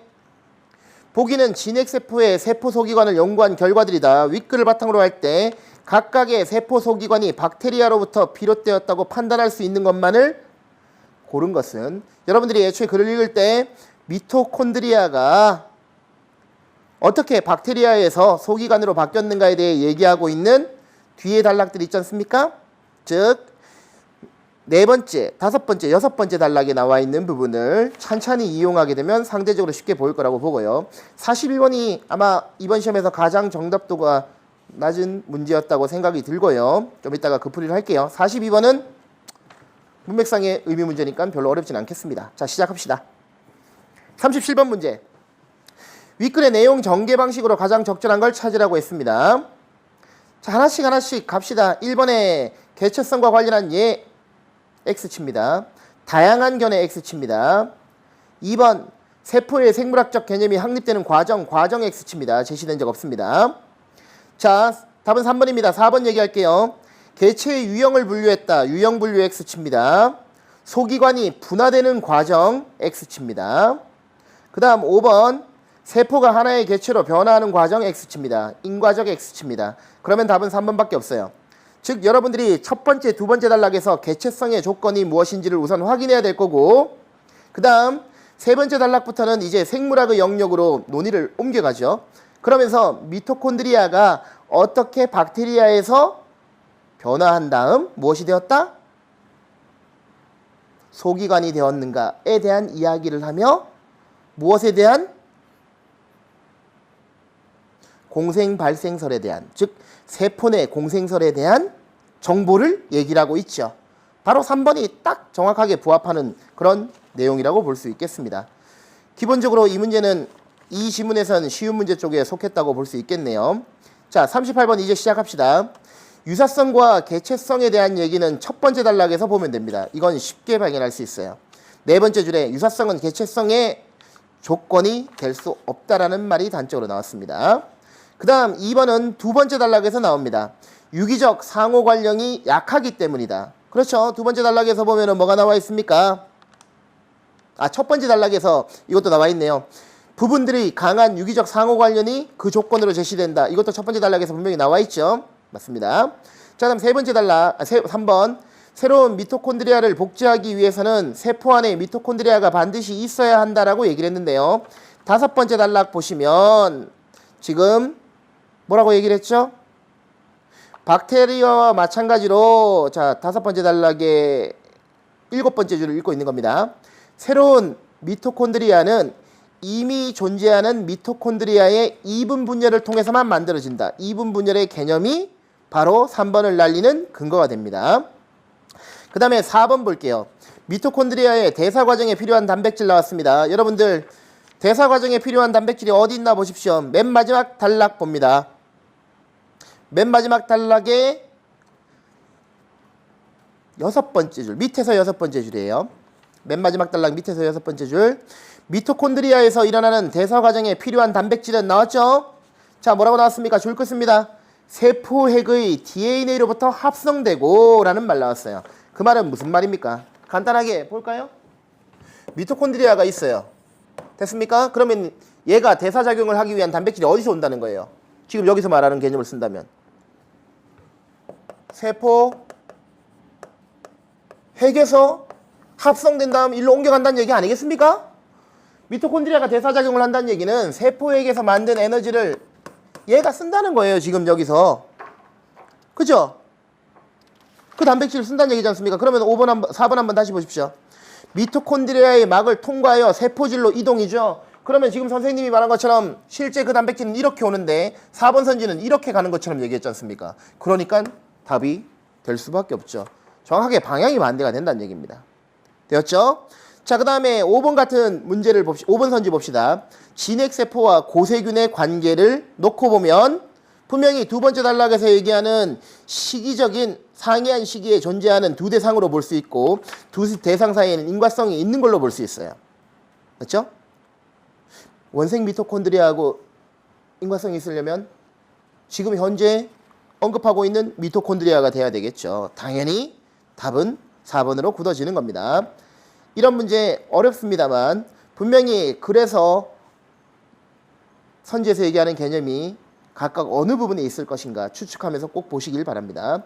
39번 봅시다. 윗글을 참조할 때 기억의 이유로 가장 적절한 걸 찾으라고 했어요. 기억이 뭐라고 했어요? 공생발생설은 한동안 생물학계로부터 인정받지 못했다. 자, 이유를 말하라고 했습니다. 읽어봅니다. 두 줄 내려갑시다. 미토콘드리아가 독립된 생명체였다는 걸 쉽게 믿을 수 없었기 때문이라는 얘기죠. 됐습니까? 그러면 이제 우리가 찾아야 되는 건 바로 뭡니까? 독립된 생명체가 무엇인지에 대한 얘기만 찾으면 답은 그냥 나옵니다. 됐죠? 독립된 생명체는 무엇 할 수 있어야 됩니까? 5번이죠. 자신의 고유한 유전 정보를 전달할 수 있어야 됩니다. 그죠? 어디에 나옵니까? 여기 보세요. 세 번째 단락의 두 번째 줄 생명체가 나왔잖아요. 여기 생명체를 구성하는 단위는 세포다. 세포는 생명체의 고유한 유전 정보가 담긴 DNA를 가지며 복제, 증식, 번식해서 후세에 DNA를 전달한단 말 나왔지 않습니까? 생명체는 세포를 통해서 무엇 해야 됩니까? 유전 정보 DNA를 전달해야 되지 않습니까? 그러니까 당연히 답은 5번이 되겠죠. 자, 여러분들 방금 선생님이 읽었던 앞의 문장, 그러니까 기억 다음 문장 봅니다. 미토콘드리아의 기능 줄 것입니다. 그 다음 구조 줄 것입니다. 그 다음 생명체 간 내부 공생의 사례 줄 것입니다. 각각 줄 건대로 4번과 1번과 3번의 근거가 됩니다. 즉 134를 방금 찾았던 앞부분에서 근거를 찾아서 날릴 수 있다는 얘기입니다. 2번은 헛소리니까 그냥 날릴 수 있겠죠. 자, 40번 문제 볼게요. 자, 문제에서는 뭐라고 했습니까? 세포 소기관이 박테리아로부터 비롯되었다고 판단할 수 있는 것을 찾으라고 얘기를 했죠. 그러면 우리가 제대로 이해되는 것은 미토콘드리아와 관련한 그 5번째, 6번째 또는 4번째 단락, 4번째, 5번째, 6번째 딱 그 단락이 되겠네요. 자, 기억 봅니다. 세포 소기관이 자신의 DNA를 가지고 있다는 것과 이분 분열을 한다는 걸 확인했다. 이분 분열 어디 나옵니까? 4번째 단락 나옵니다. 됐죠? 우선 기억 안 들어가면 날려야 됩니다. 자, 니은 봅시다. 세포 소기관이 자신의 DNA를 가지고 있다는 것과 진핵세포의 리보솜을 가지고 있다는 것을 확인하였다라고 얘기를 했죠. 진핵세포 X치입니다. 분명히 리보솜과 관련했을 땐 그래서 자신만의 리보솜을 가지고 있다라고 얘기가 되어 있어요. 그럼 여기서 말하고 있는 진핵세포와는 관련이 없죠. 니은 들어가면 안 된다는 뜻입니다. 그 다음 그런 맥락에서 보면 디귿 봅니다. 세포 소기관이 막으로 둘러싸여 있다는 것과 막에는 수송 단백질이 있는 것을 확인하였다. 자, 수송 단백질 앞에다가 진핵세포와는 다른이라는 말을 집어넣어야지만 말이 됩니다. 됐죠? 그렇게 본다면 마지막 리을 카디오리핀이 어디서 언급되고 있습니까? 5번째 단락 봅니다. 5번째 단락의 밑에서 3번째 줄 또 미토콘드리아의 그 있지 않습니까? 박테리아의 세포막에 있는 카디오리핀이 존재한단 말이죠. 됐습니까? 카디오리핀이 있으면 박테리아로부터 세포 소기관이 비롯되었다고 판단할 수 있는 거 맞죠? 답은 2번으로 굳습니다. 자, 그 다음 41번 봅시다. 많은 학생들이 지금 이 문제를 보면서 작년 31번 문제 만류인력 문제를 떠올릴 수 있었을 것 같아 보이는데 뭐 그 정도로 어렵게 느껴졌을 수 있다는 얘기입니다. 근데 별로 선생님이 시간이 없으니까 그냥 어떻게 판단하는가를 간단하게 얘기할게요. 보고하고 미생물은 공생 맞죠? 그럼 질문합시다. 아메바하고 박테리아가 어떤 관계입니까? 앞에 페이지 14페이지 봅니다. 공생에 대해 얘기하고 있는 부분 어디 있습니까? 네 번째 단락 봅니다. 다섯 번째 줄. 공생은 서로 다른 생명체가 함께 살아가는 것을 말한다. 우선 공생의 일반적인 의미 나왔죠. 그 다음 보자. 서로 다른 생명체를 가정하는 것은 어느 생명체의 세포 안에서 다른 생명체가 공생하는 내부 공생에서도 마찬가지다. 왜 굳이 다시 공생관계를 이렇게 디테일하게 냈을까요?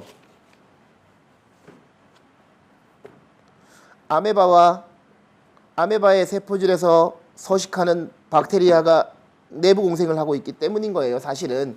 그래서 그렇게 얘기가 된 건 여기에 그걸 대응시키기 위한 거죠. 그럼 이제 여러분들이 궁금한 건 도대체 아메바하고 거기 서식하는 박테리아가 서로 다른 생명체라는 걸 어떻게 증명할 수 있나요? 묻겠죠. 아까 생명체 핵심이 뭐였습니까? 스스로 복제하는 거 아니겠습니까? 자, 두 번째 보기에 세 번째 줄 스스로 복제 줄 것습니다.